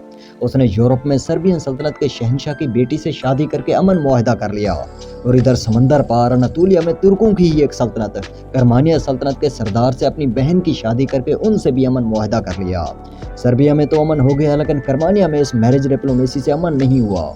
सुल्तान बायजीद अपने यूरोपियन दारुल हुकूमत एड्रिन में था, तो करमानियों ने ऑटोमन एम्पायर के कुछ छोटे इलाकों पर हमले करके उन्हें फतह करना शुरू कर दिया। यूरोप में मौजूद सुल्तान बायजीद तक यह खबर पहुंची तो उसने करमानियों से 2-2 हाथ करने का फैसला किया। उसने समंदर पार करके करमानिया सल्तनत पर हमला कर दिया। करमानिया को इबरतनाक शिकस्त हुई और करमानिया का बे यानी सरदार जान बचाकर फरार होने में कामयाब हो गया। सुल्तान बायजीद ने अपनी सल्तनत के हमसाए में मौजूद सल्तनतों को या तो जंग के जरिए कुचल दिया था, या फिर उनसे मैरिज डिप्लोमेसी के जरिए अमन मुआहदे कर लिए थे। सो बायजीद को जब यकीन हो गया कि सल्तनत के अंदर अब उसके खिलाफ कोई बगावत नहीं करेगा और सल्तनत के बाहर कोई सल्तनत मैदान जंग में उसका मुकाबला नहीं कर सकती, उसने रोमन एम्पायर के सबसे मजबूत शहर, सैकड़ों सालों से रोमन एम्पायर के मरकज कॉन्स्टेंटिनोपल यानी कुस्तुनतुनिया को फतह करने के लिए उसका मुहासरा कर लिया। 1391 में कुस्तुनतुनिया का मुहासरा हुआ तो यूरोपियन सल्तनतों में जैसे आग लग गई हो। ईसाइयत के रूहानी पेशवा पोप ने उस्मानियों को शिकस्त देने के लिए मुसलमानों के खिलाफ सलीबी जंग का ऐलान कर दिया। सलीबियों ने इस जंग को क्रूसेड्स का नाम दिया, यानी मुसलमानों के खिलाफ मजहबी मुकद्दस जंग, जबकि यूरोपियन के मुकाबले में उस्मानियों ने भी इस जंग को जिहाद यानी मजहबी जंग करार दिया। सो दोनों तरफ से मजहब के नाम पर तबला जंग बजा दिया गया। पूरा यूरोप उस्मानियों के खिलाफ मुतहद हो गया। मुकद्दस जंग के नाम पर पूरे यूरोप से सिपाही इकट्ठे होने लगे। कुछ 6 से 12,000 फौजी हंगरी ने प्रोवाइड किए, करीब 11,000 फौजी फ्रांस और इंग्लैंड की तरफ से रवाना हुए, 12,000 फौजी वलाचिन से इस फौज का हिस्सा बने और 6,000 फौजी जर्मनी की तरफ से भी इस लश्कर में शामिल हुए। इसके अलावा तकरीबन 15,000 सिपाही Dutch, Spanish, Italian, Polish, Bulgarian, Scottish और स्विस भी इस लश्कर में शामिल हुए, यानी कुल मिलाकर लश्कर की तादाद तकरीबन 50,000 तक पहुंची। दूसरी तरफ उस्मानियों के लश्कर को देखें। उस्मानी लश्कर में भी 3 तरह के सिपाही थे। एक वो आम तुर्क सिपाही थे जो अनातोलिया से मुख्तलिफ तुर्क कबाइल से इकट्ठे किए गए थे। दूसरे सुल्तान के सबसे भरोसेमंद सिपाही जेनिसरीज थे। ये सुल्तान के ज़ाती मुहाफिज भी थे और आर्म फोर्सेस से ज़्यादा तरबियत याफ्ता थे। तीसरे उस्मानी फौज में उन यूरोपियन रियासतों के दस्ते थे जो एक बाजगुजार रियासत होने के नाते उस्मानियों को खिराज अदा करते और ज़रूरत पड़ने पर अपने सिपाही भी उस्मानियों के ताबे करने के पाबंद थे। कुल मिलाकर उस्मानियों की तादाद भी कोई 50 से 60 हज़ार के दरमियान थी, यानी दोनों फौजों की तादाद ऑलमोस्ट बराबर थी, या फिर दोनों फौजों की तादाद में कोई बराए नाम मामूली सा फर्क था। लेकिन यहाँ एक बात मैं वाज़ेह करता चलूँ, इस जंग में फौज के एग्जैक्ट नंबर आज किसी को मालूम नहीं। तुर्क हिस्टोरियंस उस्मानी फौज की तादाद बहुत कम और यूरोपियन इत्तेहादी फौजों की तादाद बहुत ज़्यादा बताते हैं। कुछ हिस्टोरियंस का ख्याल है कि ये सब बाद में इसलिए किया गया ताकि अपनी कहानी को खूब मिर्च मसाला लगाकर सनसनीखेज बनाया जाए। सो बात जो भी हो, इस जंग में पहल यूरोप की तरफ से हुई। यूरोप की मुतहिदा फौज पेशकदमी करती हुई इस मकाम पर पहुंच गई। नेकोपोलिस का ये शहर, किला और ये सारा इलाका उस वक्त उस्मानियों के कब्जे में था। यूरोप का ये लश्कर जहां से भी गुजरता गया, रास्ते में उस्मानियों के छोटे मोटे किलों और इलाकों पर कब्जे भी करता गया। यूरोप के इस मुतहिदा लश्कर ने नेकोपोलिस शहर का मुहासरा कर लिया जो उस वक्त उस्मानियों के कब्जे में था। सलीबियों को यकीन था कि शहर का हाकिम जल्द ही उनके सामने हथियार डाल देगा और उन्हें ये भी यकीन था कि सैकड़ों नहीं बल्कि हजारों किलोमीटर का फासला तय करके बायजीद को लश्कर समेत उन तक पहुंचने के लिए 1-2 दिन नहीं बल्कि कई हफ्ते और महीने लग जाएंगे और बायजीद के पहुंचने से पहले ही शहर सलेबियों के हाथों में आ चुका होगा। लेकिन जरा ठहरिए, सलेबियों की तवक्को के बिल्कुल उलट उन्हें खबर मिली कि बायजीद लश्कर समेत उन तक पहुंच चुका है और अभी तक सलेबी शहर के मुहासरे पर बैठे थे, यानी शहर फतह नहीं हुआ था। सलेबियों को मजबूरन नेकोपोलिस शहर के करीब एक मैदान में जंग लड़ना पड़ी। इस मैदान जंग में उस्मानियों की तरतीब ये थी कि सबसे आगे फ्रंट लाइन पर आम तुर्क सिपाही खड़े थे जो अनातोलिया के मुख्तलिफ तुर्क कबाइल से इकट्ठे किए गए थे। फिर इनके पीछे सुल्तान के सबसे भरोसेमंद सिपाही और सुल्तान के ज़ाती मुहाफिज जेनिसरीज थे। जेनिसरीज के पीछे तुर्कों की तीसरी कैटेगरी के सिपाही थे जो माहिर किस्म के तीरंदाज और घुड़सवार थे। जंग शुरू हुई, यूरोपियन का पलड़ा भारी होने लगा। यूरोपियन नाइट्स पूरे जोश और जज्बे से लड़ रहे थे और तुर्क फौज को आहिस्ता आहिस्ता पीछे धकेलते जा रहे थे। तुर्कों की फ्रंट लाइन टूटने लगी, वो पीछे की तरफ भागे। पूरी यूरोपियन फौज एकदम से मैदान जंग में कूद पड़ी, खासकर फ्रांसीसी नाइट्स। पीछे भागते तुर्कों के लिए ये सिर्फ एक हार नहीं थी बल्कि पूरे यूरोप से सल्तनत उस्मानिया का खात्मा होने वाला था। यूरोप जीत चुका था, लेकिन नहीं, ये उस्मानियों की एक जंगी चाल थी जिन्होंने मंगोलों से सीखी थी और इसी चाल के जरिए वो यूरोप को एक के बाद दूसरी जंग में शिकस्त देते हुए यूरोप के सारे इलाके पर कब्जा कर चुके थे। लेकिन यूरोपियन ने अपनी इस आखिरी कोशिश में भी वही गलती की जो वो पहले करते थे। एक बार फिर से उस्मानियों की फौज की तरतीब को देखें। सबसे आगे फ्रंट लाइन पर आम तुर्क सिपाही खड़े थे जो मुख्तलिफ कबीलों से जमा किए गए थे। इनके पीछे जेनिसरीज थे जो एक एलीट फोर्स थी। जेनिसरीज के पीछे एक तीसरी फोर्स खड़ी थी जो माहिर किस्म के जंगजू थे। सो बायजीद ने फ्रंट लाइन पर खड़े आम तुर्क सिपाहियों को हुक्म दे रखा था कि तुम ज्यादा से ज्यादा देर तक यूरोपियन फौज को जंग में उलझाए रखो ताकि वो थक जाए, और जैसे ही तुम्हें लगे कि यूरोपियन थक चुके हैं तुम पीछे की तरफ भागना शुरू कर देना। पूरी यूरोपियन फौज तुम्हारा ताक़ुब करेगी और फिर इसी दौरान इंतजार में खड़े जेनिसरीज अचानक हमला करके यूरोपियन को ज्यादा से ज्यादा नुकसान पहुंचाएंगे और फिर इसके बाद जेनिसरीज एक तरफ हटेंगे और हमारी तीसरी फौज जो एकदम ताज़ा दम हो गई वो यूरोपियन फौज पर अचानक सामने से हमला कर देगी। इस तरह हम एक तो थके हारे यूरोपियन लश्कर को आराम का मौका नहीं देंगे और दूसरा हम इस यूरोपियन लश्कर को चारों तरफ से घेर लेंगे। हुआ भी यही, यूरोपियन लश्कर को उस्मानी लश्कर ने बीच में क्रश कर दिया। हजारों यूरोपियन मारे गए, हजारों गिरफ्तार हुए और बहुत से यूरोपियन जान बचाकर भाग गए। ये यूरोप के मुतहिदा लश्कर की जिल्लत आमेज शिकस्त थी। इससे पहले हंगरी के शहंशाह ने इस लश्कर की शान और शौकत देखकर कहा था कि इस जमीन पर ऐसा बहादुर कौन होगा जो हमारे इस अजीम लश्कर के सामने खड़े होने की जसारत करेगा। उसने आसमान की तरफ देखकर कहा था कि अगर ये आसमान एकदम से हमारे ऊपर गिर जाए तो हमारा ये लश्कर इतना ताकतवर है कि अपने नेज़ों पर आसमान को रोक लेगा। इस जंग में इतने बड़े यूरोपियन लश्कर को उस्मानियों ने वन साइडेड मारा कि इस शिकस्त के बाद अब पूरा यूरोप उस्मानियों के रहमो करम पर पड़ा था। सुल्तान बायजीद अव्वल अब पूरे यूरोप को फतह करने की ताकत रखते थे। वो यूरोप की मुतहिदा फौज को तो पहले ही शिकस्त दे चुके थे, अब एक एक रियासतें उसके सामने कब तक टिकती। और अब इस जंग के बाद यूरोपियन इलाकों को फतह करने की शुरुआत बायजीद अव्वल ने कॉन्स्टेंटिनोपल यानी कुस्तुनतुनिया से करने का फैसला किया। सुल्तान ने कुस्तुनतुनिया का दोबारा मुहासरा कर लिया जो इससे पहले उन्हें इस जंग की वजह से मजबूरन मुहासरा उठाना पड़ा था।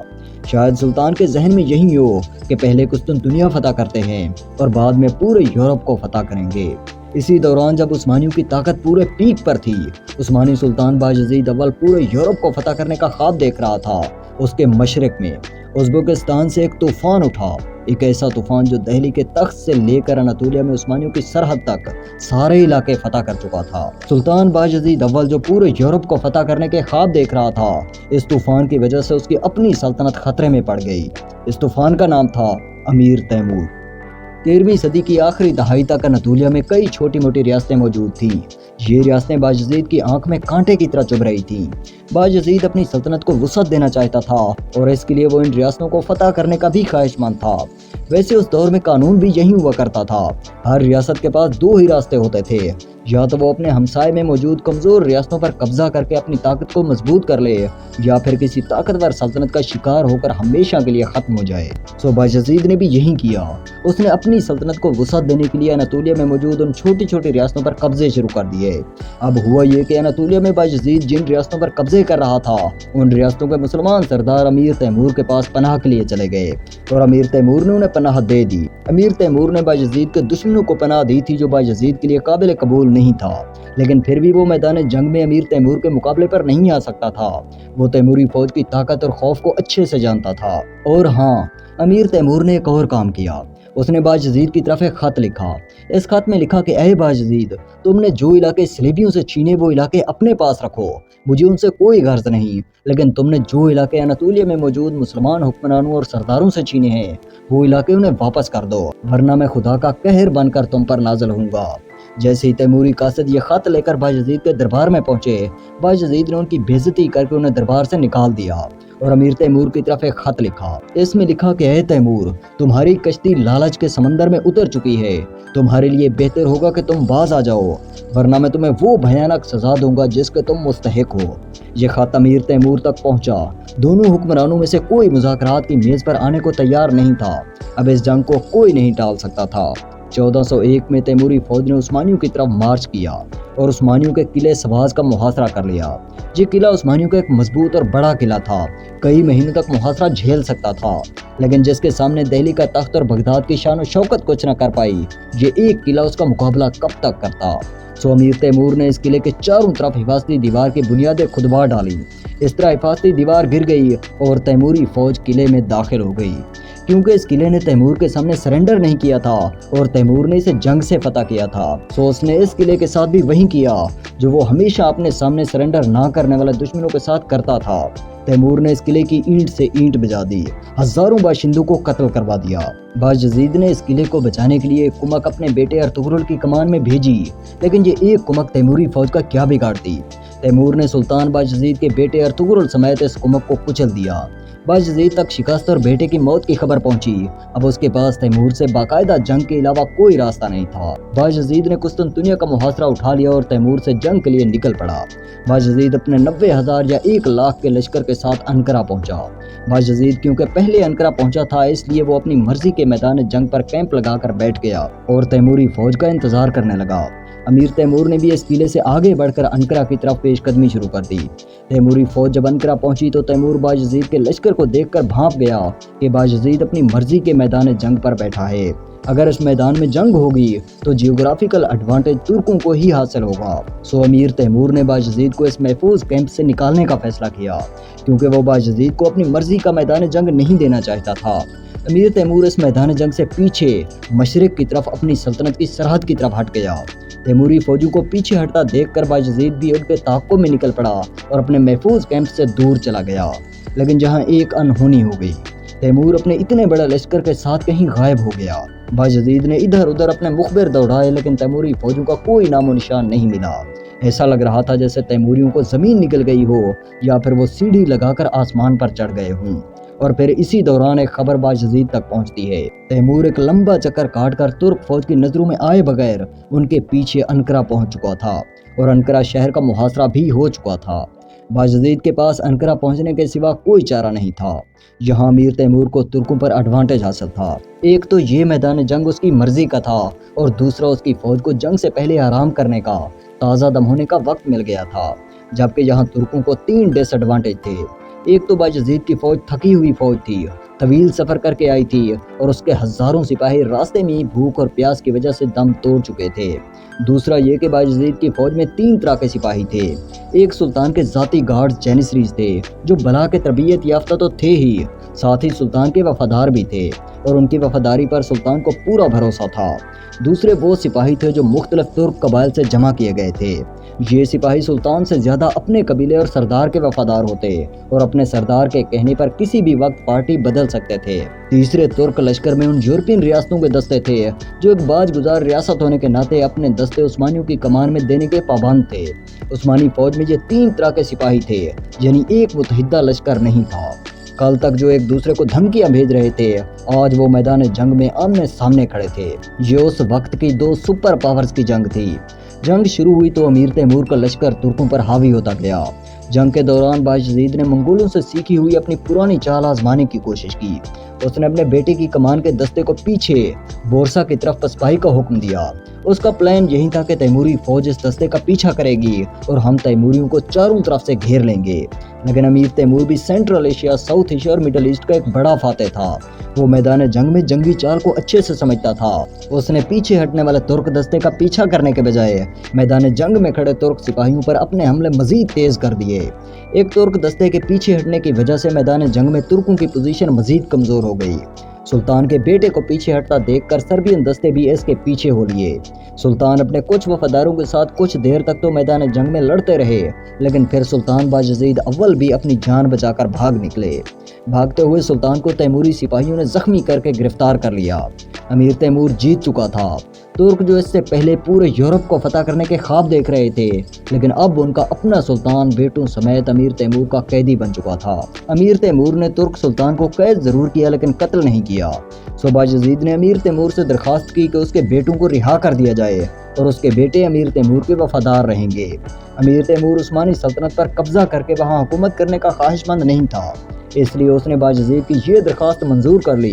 اس نے باجزید کے بیٹوں کو رہا کر کے عثمانی سلطنت ان کے حوالے کر دی، جبکہ باجزید تیمور کے پاس قید رہا۔ باجزید عثمانیوں کا ایک بڑا فاتح تھا، پورا یورپ اس کے نام سے ڈرتا تھا۔ وہ زیادہ دن تک اپنی یہ تذلیل برداشت نہیں کر سکا اور قید ہونے کے صرف چند ماہ بعد ہی تیمور کی قید میں مر گیا۔ باجزید اول کی موت کیا ہوئی، سلطنت عثمانیہ کا سورج بھی غروب ہونے لگا۔ اوٹومن امپائر کئی ٹکڑوں میں بٹ گئی، پوری سلطنت میں سول وار شروع ہو گئی۔ باجزید اول کے اپنے بیٹے تخت کی خاطر ایک دوسرے کے خون کے پیاسے بن گئے۔ 10 سے 11 برس تک وہ ایک دوسرے سے لڑتے رہے۔ ایسا لگ رہا تھا کہ سلطنت عثمانیہ ختم ہونے ہی والی ہے، لیکن پھر کیا ہوا، یہ ساری کہانی آپ کو اگلی ایپیسوڈ میں دکھائیں گے۔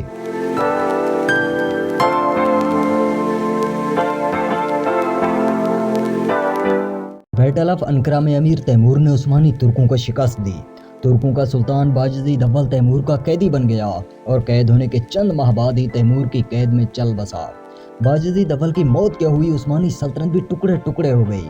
باجزید اول کا ایک بیٹا ارطغرل پہلے ہی تیمور کے ہاتھوں قتل ہو چکا تھا، جبکہ باجزید کے 5 بیٹے سلیمان، عیسیٰ، موسیٰ، مصطفیٰ اور محمد باجزید کی موت کے وقت زندہ تھے۔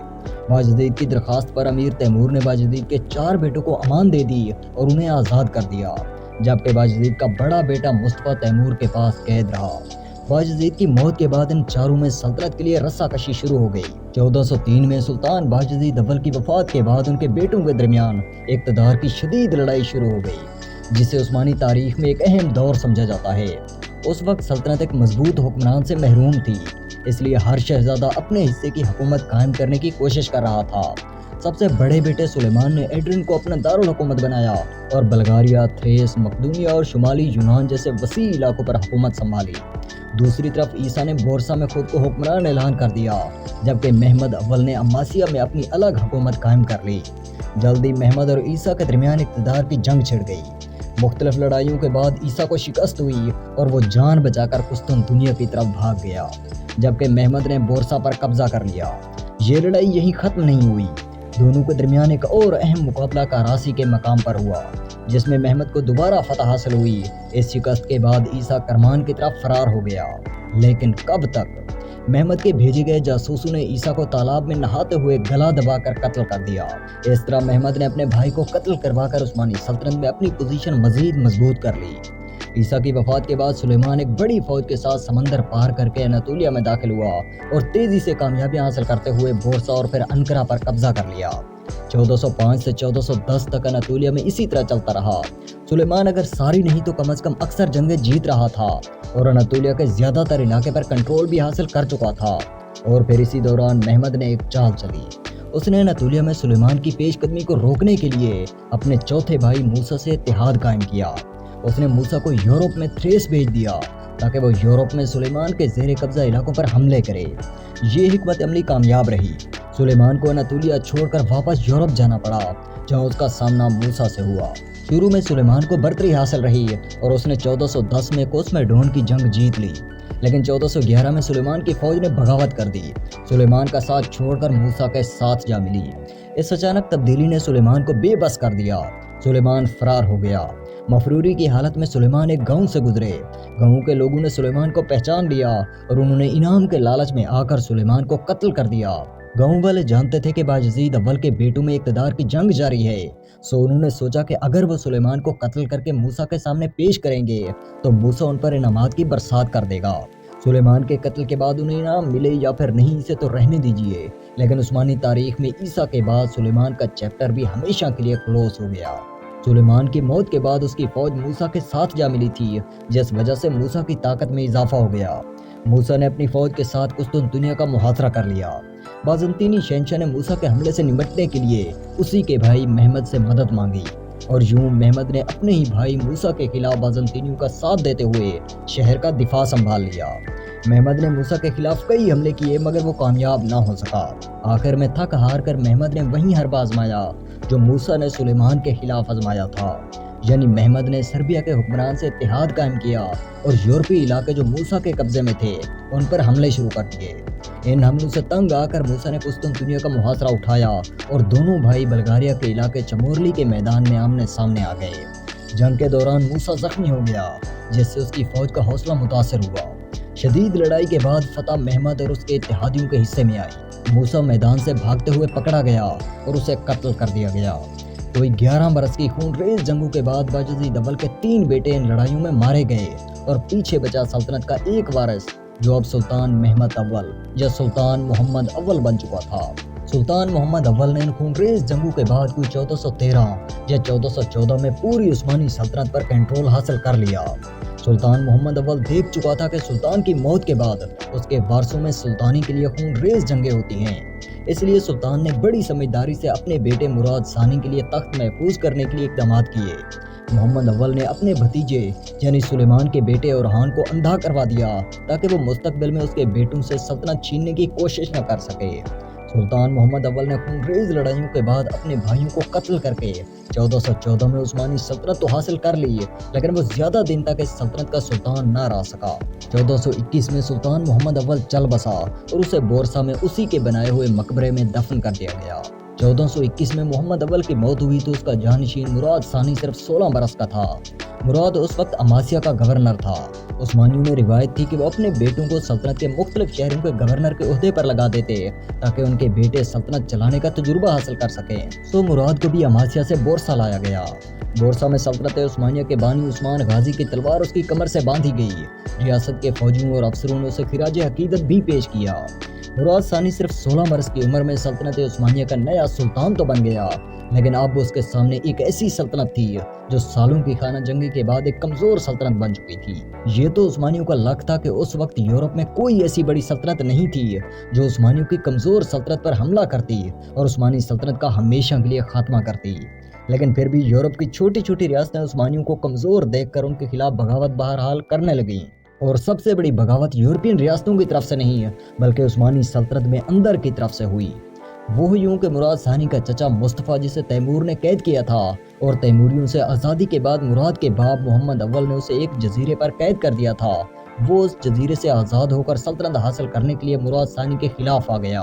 شروع میں مصطفیٰ نے کافی کامیابیاں بھی حاصل کی۔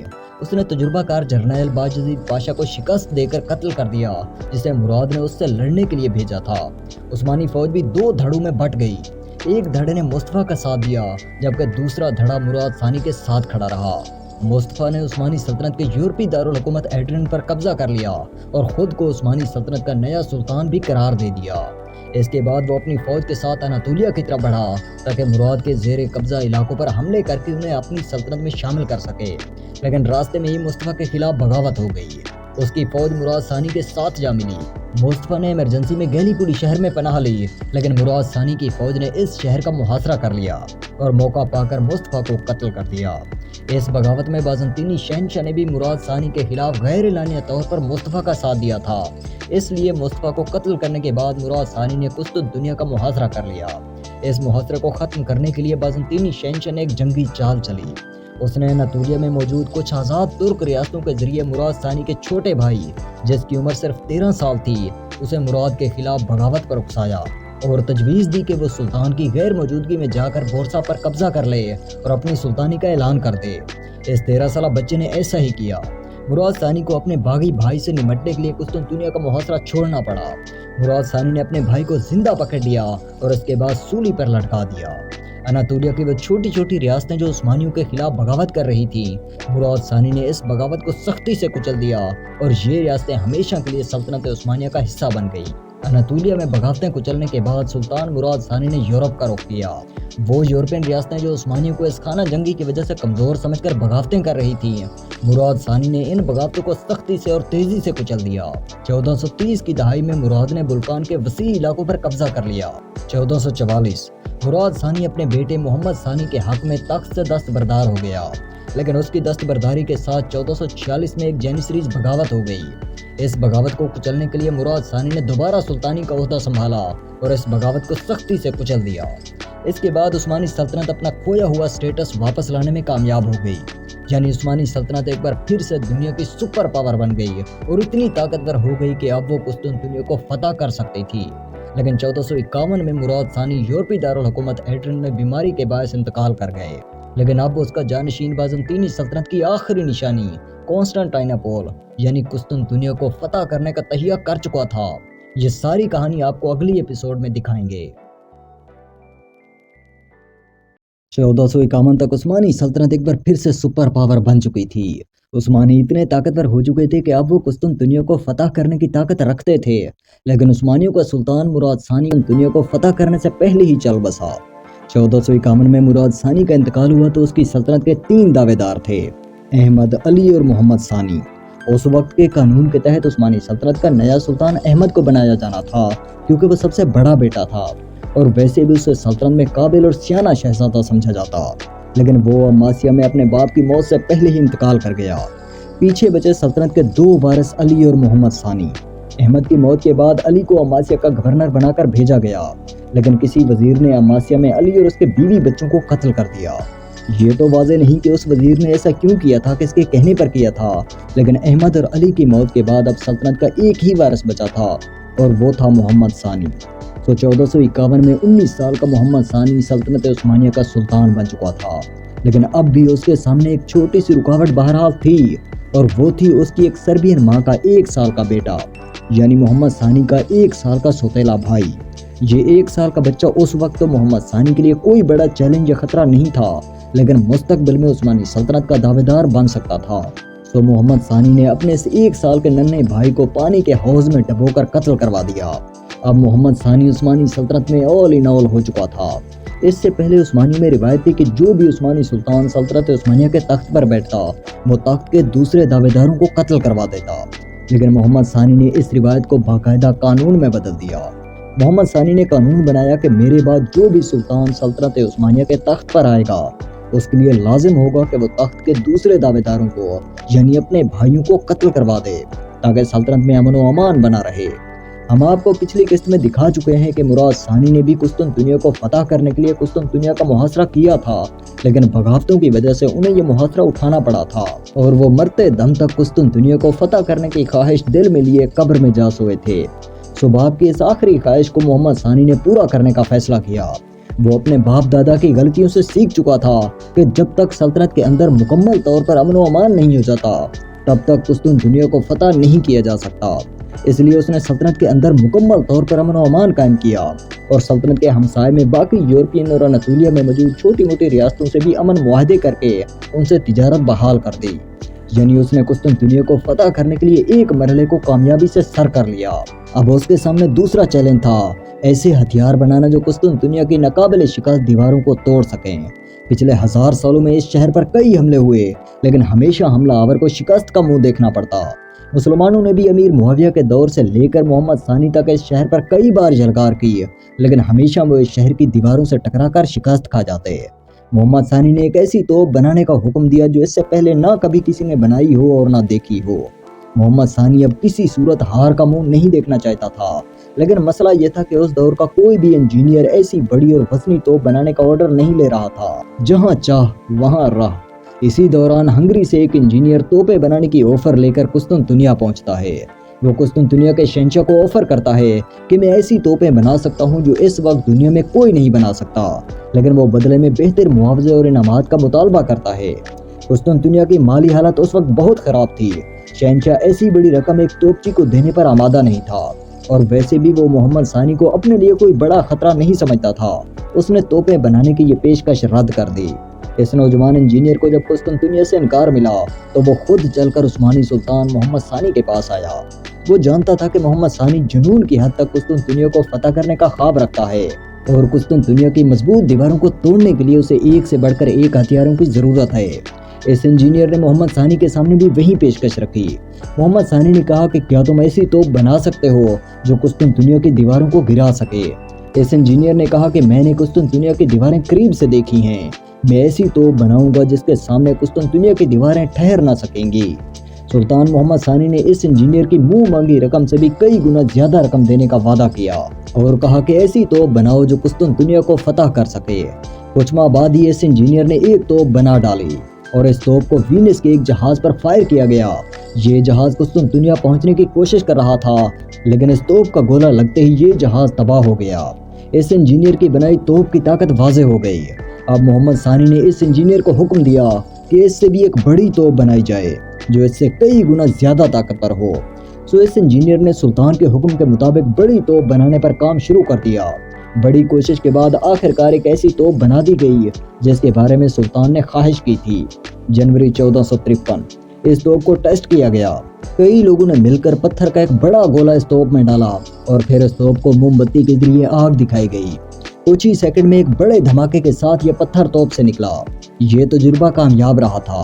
اسی دوران سلطان نے ایک نفسیاتی چال بھی چلی۔ اس نے جان بوجھ کر اپنی پوری سلطنت اور قسطنطنیہ میں اس کامیاب تجربے کی سٹوری پھیلا دی۔ سلطان کا خیال یہ تھا کہ اس توپ کا سن کر قسطنطنیہ کا شہنشاہ ڈر جائے گا۔ اس بڑی توپ کے بعد بھی ان انجینئرز نے توپیں بنانا جاری رکھا، لیکن یہ توپیں سپر گن سے سائز میں اور طاقت میں کم تھیں۔ اب سلطنت کے اندر امن و امان بھی تھا اور سلطان کے ہاتھ ایک ایسا ہتھیار بھی آ چکا تھا جو قسطنطنیہ کی مضبوط دیواروں کو گرانے کی طاقت رکھتا تھا۔ یعنی سلطان محمد ثانی نے قسطنطنیہ کو فتح کرنے کی دونوں شرائط پوری کر لی تھی۔ سلطان نے سلطنت کے اندر قاصد دوڑا کر سارے وزیروں اور گورنروں کو حکم دے دیا کہ ہر وزیر زیادہ سے زیادہ سپاہی لے کر ایڈرن پہنچے۔ سلطنت کے مختلف شہروں اور مختلف حصوں سے سپاہی دھڑا دھڑا ایڈرن پہنچنے لگے اور کچھ ہی ماہ بعد تقریباً 2 لاکھ فوج عثمانی دارالحکومت ایڈرن میں اکٹھی ہو گئی۔ اس وقت سلطان محمد ثانی کے کچھ وزیر اس حملے کے حق میں نہیں تھے۔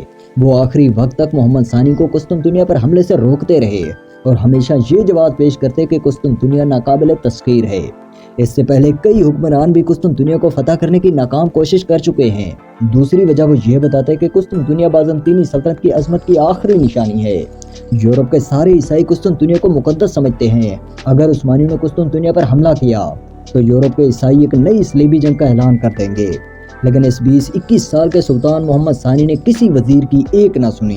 23 مارچ 1453 سلطان محمد ثانی اپنے 2 لاکھ کے لشکر کے ساتھ یورپین دارالحکومت ایڈرن سے قسطنطنیہ کی طرف روانہ ہوا۔ سلطان کے پاس 180 بحری جہازوں کا ایک طاقتور بحری بیڑا بھی تھا اور قسطنطنیہ کی دیواروں کو گرانے کے لیے کوئی 60 سے 70 توپیں بھی ترک فوج میں موجود تھیں۔ عثمانی فوج کے پیدل دستے اور گھوڑ سوار دستے سب سے آگے چل رہے تھے، جبکہ پیچھے آخر میں ان بڑی بڑی توپوں کو کھینچ کر لایا جا رہا تھا۔ سلطان نے اپنی ایک ٹیم کو پہلے ہی آگے بھیج دیا تھا تاکہ وہ راستوں اور پلوں کی مرمت کرتی جائے۔ 6 اپریل 1453 عثمانی سلطان محمد ثانی اپنی فوج کے ساتھ قسطنطنیہ کی دیواروں کے سامنے پہنچ گیا۔ कुस्तुनतुनिया की फौज ने भी शहर के दरवाजे आखिरी बार सील बंद कर दिए, सारे पुल गिरा दिए ताकि उस्मानी फौज शहर की तरफ ना बढ़ सके। मोहम्मद सानी ने उसी जगह पर अपना खैमा नस्ब कराया जहां कई दहाइयां पहले उसके बाप मुराद सानी ने कुस्तुनतुनिया को फतह करने के लिए अपना खैमा नस्ब किया था। अब सवाल यह है कि सुपर पावर उस्मानी सल्तनत के खिलाफ कुस्तुनतुनिया के पास क्या था। कुस्तुनतुनिया की सारी फौज कुल मिलाकर कोई 5 से 8 हजार के दरमियान थी। कुस्तुनतुनिया के पास ना ही कोई ऐसी बड़ी तोपें थीं और ना ही बाहर से किसी मदद की उम्मीद। तो सवाल यह है कि किस बलबूते पर कुस्तुनतुनिया इस सुपर पावर से टकराने जा रहा था। वो थी कुस्तुनतुनिया की जियोग्राफी, बेहतरीन लोकेशन। पिछले 1000 साल में कुस्तुनतुनिया पर कोई 23 हमले हो चुके थे। बाइजेंटाइन एम्पायर के कोई 90 से 92 हुक्मरान इस शहर पर हुकूमत कर चुके थे, लेकिन कुस्तुनतुनिया की लोकेशन की वजह से कोई भी लश्कर इस शहर को फतह नहीं कर पाया था। इस शहर का शहंशाह कॉन्स्टेंटाइन 11 को पूरा एतमाद था कि वो उस्मानियों के 2 लाख के लश्कर को शिकस्त दे देगा। उसके लिए कॉन्स्टेंटाइन 11 को करना यह था कि उसे शहर के अंदर किला बंद होकर लड़ना था। ज्यादा से ज्यादा वक्त तक उस्मानियों को इस जंग में उलझाए रखना था और जाहिर है उस्मानियों के पास बड़ा लश्कर था, इस लश्कर की जरूरियात भी उतना ही ज्यादा थी और अगर ज्यादा वक्त मुहासरे में लग जाता तो उस्मानी अपने लश्कर की जरूरियात पूरी नहीं कर पाते और मजबूरन उन्हें ये मुहासरा उठाना पड़ता। लेकिन यहाँ ये भी सवाल उठता है कि पिछले 1000 साल में जो काम दुनिया के बड़े बड़े हुक्मरान नहीं कर पाए थे और मुसलमान भी अपने इब्तदाई सालों से ही इस शहर को फतह करने की कई बार कोशिश कर चुके थे और हमेशा शहर की दीवारों से टकराकर वापस मुड़ जाते, तो इस 21 साला नौजवान के पास ऐसा क्या था कि जो इस अजीम शहर को फतह करने का तहिया कर चुका था। मोहम्मद सानी के पास कॉन्स्टेंटाइन के एक सिपाही के मुकाबले पर 25-25 सिपाही थे। दूसरी चीज, कुस्तुनतुनिया की मजबूत दीवारों को तोड़ने के लिए मोहम्मद सानी के पास ये बड़ी बड़ी तोपें मौजूद थी, इसलिए मोहम्मद सानी को पूरा एतमाद था कि वो इस बार शहर को फतह करके रहेगा। इस शहर पर हमले का आगाज और इस शहर की फतह की कहानी आपको अगली एपिसोड में दिखाएंगे, लेकिन अगर आपने पिछली एपिसोड्स नहीं देखी तो वो भी आप देख सकते हैं। अप्रैल 1453 रोमन सल्तनत की अजमत की आखिरी निशानी कुस्तुनतुनिया चारों तरफ से उस्मानी तुर्कों के घेरे में आ चुका था। तुर्कों की कमोबेश 2 लाख फौज की क़यादत 21 साला नौजवान मोहम्मद सानी कर रहा था, जबकि दूसरी तरफ कुस्तुनतुनिया को बचाने की कोशिश 49 साला कॉन्स्टेंटाइन 11 कर रहा था। तुर्कों के इस हमले से सैकड़ों साल पहले जिस शहंशाह ने इस शहर की बुनियाद रखी थी उसका नाम भी कॉन्स्टेंटाइन था। और तारीख की सितम ज़रीफ़ी देखिए कि 1453 में ये शहर जब हमेशा के लिए रोमियों से छीनने जा रहा था तो इस शहर को बचाने की आखिरी कोशिश करने वाले शहंशाह का नाम भी कॉन्स्टेंटाइन था, कॉन्स्टेंटाइन 11। हम पिछले किस्त में उस्मानियों की तैयारियों और लश्कर के बारे में काफ़ी कुछ बता चुके हैं और ये भी बता चुके हैं कि उस्मानियों के 2 लाख के लश्कर के मुकाबले पर कुस्तुनतुनिया के पास सिर्फ कोई 7-8 हजार सिपाही थे, यानी एक रोमन सिपाही के मुकाबले पर 25-25 उस्मानी थे। ये सब कुछ सुनने के बाद आपके जहन में ये सवाल जरूर आया होगा कि कॉन्स्टेंटाइन 11 जो चारों तरफ से उस्मानी तुर्कों में घिरा हुआ था, आखिर वो किस बलबूते पर, किस उम्मीद पर इतनी बड़ी उस्मानी सल्तनत से टकराने जा रहा था। उसे भी कुछ ऐसे एडवांटेजेस हासिल थे जो उस्मानियों के पास बहरहाल नहीं थे। पहली बात तो यह कि कॉन्स्टेंटाइन 11 पर उम्मीद था, उसे यकीन था कि जब उस्मानी कुस्तुनतुनिया का मुहासरा करेंगे तो उस्मानियों के पीछे ये सारा यूरोप उस्मानियों के खिलाफ मुत्तहिद होकर उसकी मदद के लिए आएगा, क्योंकि कुस्तुनतुनिया क्रिश्चियंस के लिए एक मुकद्दस जगह थी। कॉन्स्टेंटाइन 11 ने पोप निकोलस 5 को खत लिखा कि पूरे यूरोप में सलीबी जंग का ऐलान करें, और अगर सच पूछे तो पोप निकोलस 5 ने उस्मानियों के खिलाफ ये ऐलान किया भी, बल्कि उसने ट्रेलर के तौर पर अपने कोई 200-300 तीरंदाज कुस्तुनतुनिया रवाना भी कर दिए। पोप निकोलस 5 ने अपने तो ये सिपाही कुस्तुनतुनिया भेज दिए, लेकिन यूरोप में उसके ऐलान जंग से कोई ज्यादा फर्क नहीं पड़ा।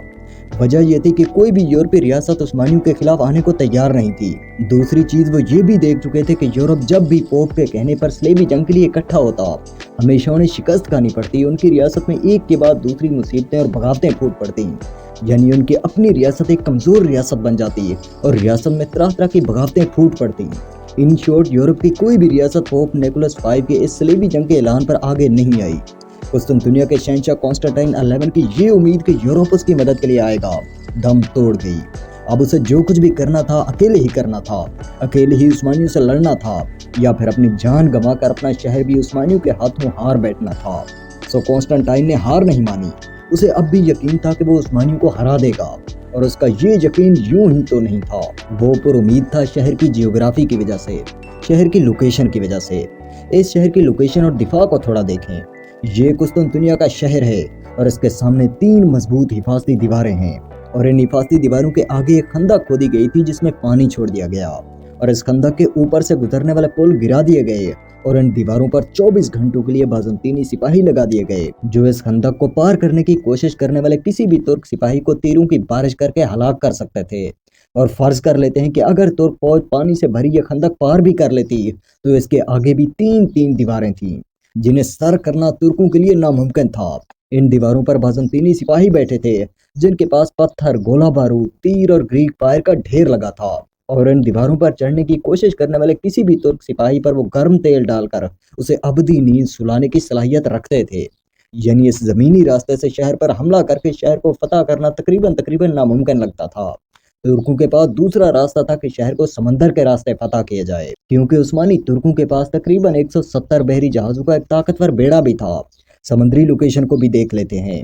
اس شہر کے 2 اطراف میں سمندر تھا۔ اس طرف سے سی آف مارمورا سے اس شہر پر حملہ کرنا بھی بہت مشکل تھا۔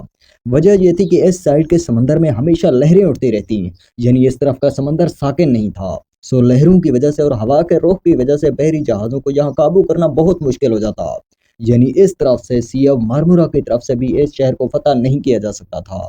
اس شہر کے دوسری طرف یا تیسری طرف گولڈن ہارن تھا اور اسی طرف کی دیوار بھی سب سے کمزور تھی، لیکن بازنطینیوں نے اس کی حفاظت کا بھی ایک بہترین حل نکال رکھا تھا۔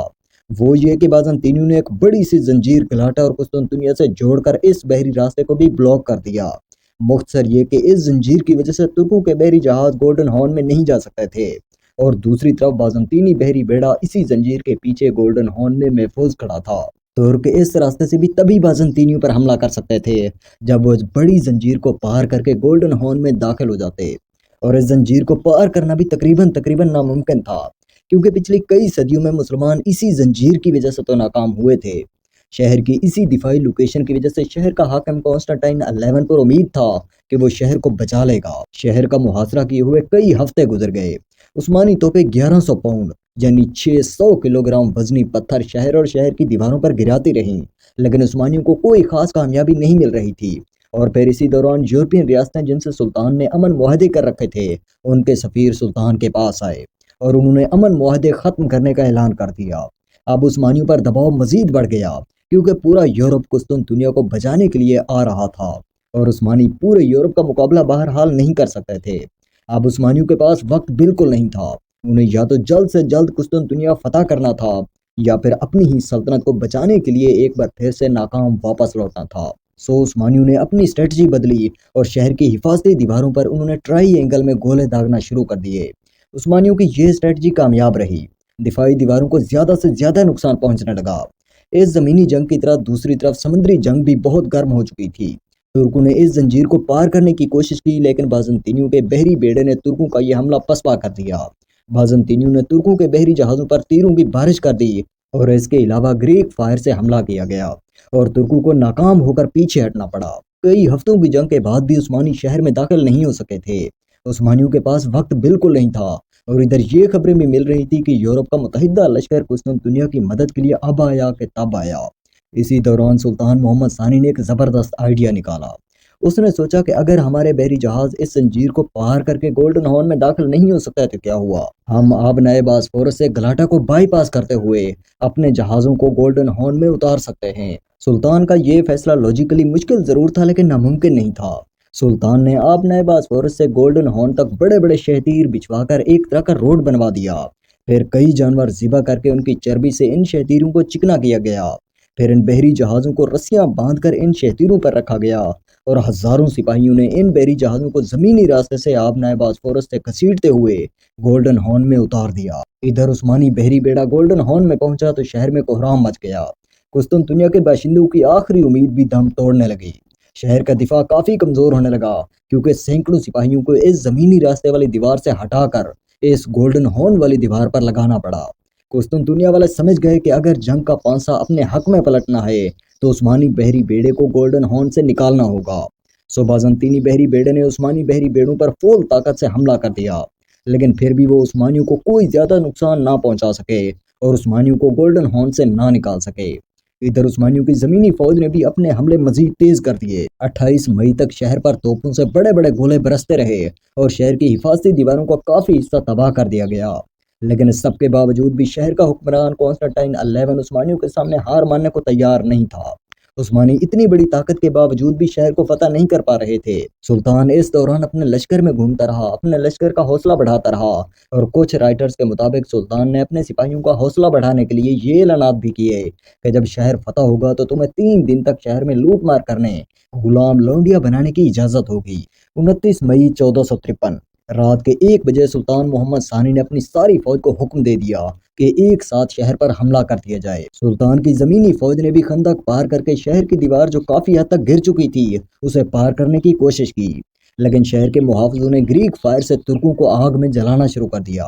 اس رات بھر کی جنگ کے بعد بازنطینی فوج تھک چکی تھی، جبکہ دوسری طرف ترکوں کو کوئی 17-20 ہزار کا دستہ بالکل تازہ دم تھا جسے سلطان نے پیچھے ریزرو میں رکھا ہوا تھا اور جس نے رات بھر آرام کیا تھا۔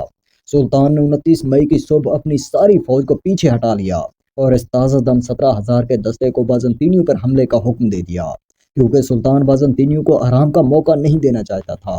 بازنطین کے تھکے ہارے اور رات بھر جاگے ہوئے چھوٹے سے دستے نے بھی عثمانیوں کی فوج کا مقابلہ کافی جاں فشانی اور بہادری سے بہرحال کیا، لیکن اس وقت تک شہر کی حفاظتی دیوار گر چکی تھی اور عثمانیوں کی تعداد بھی بہرحال زیادہ تھی۔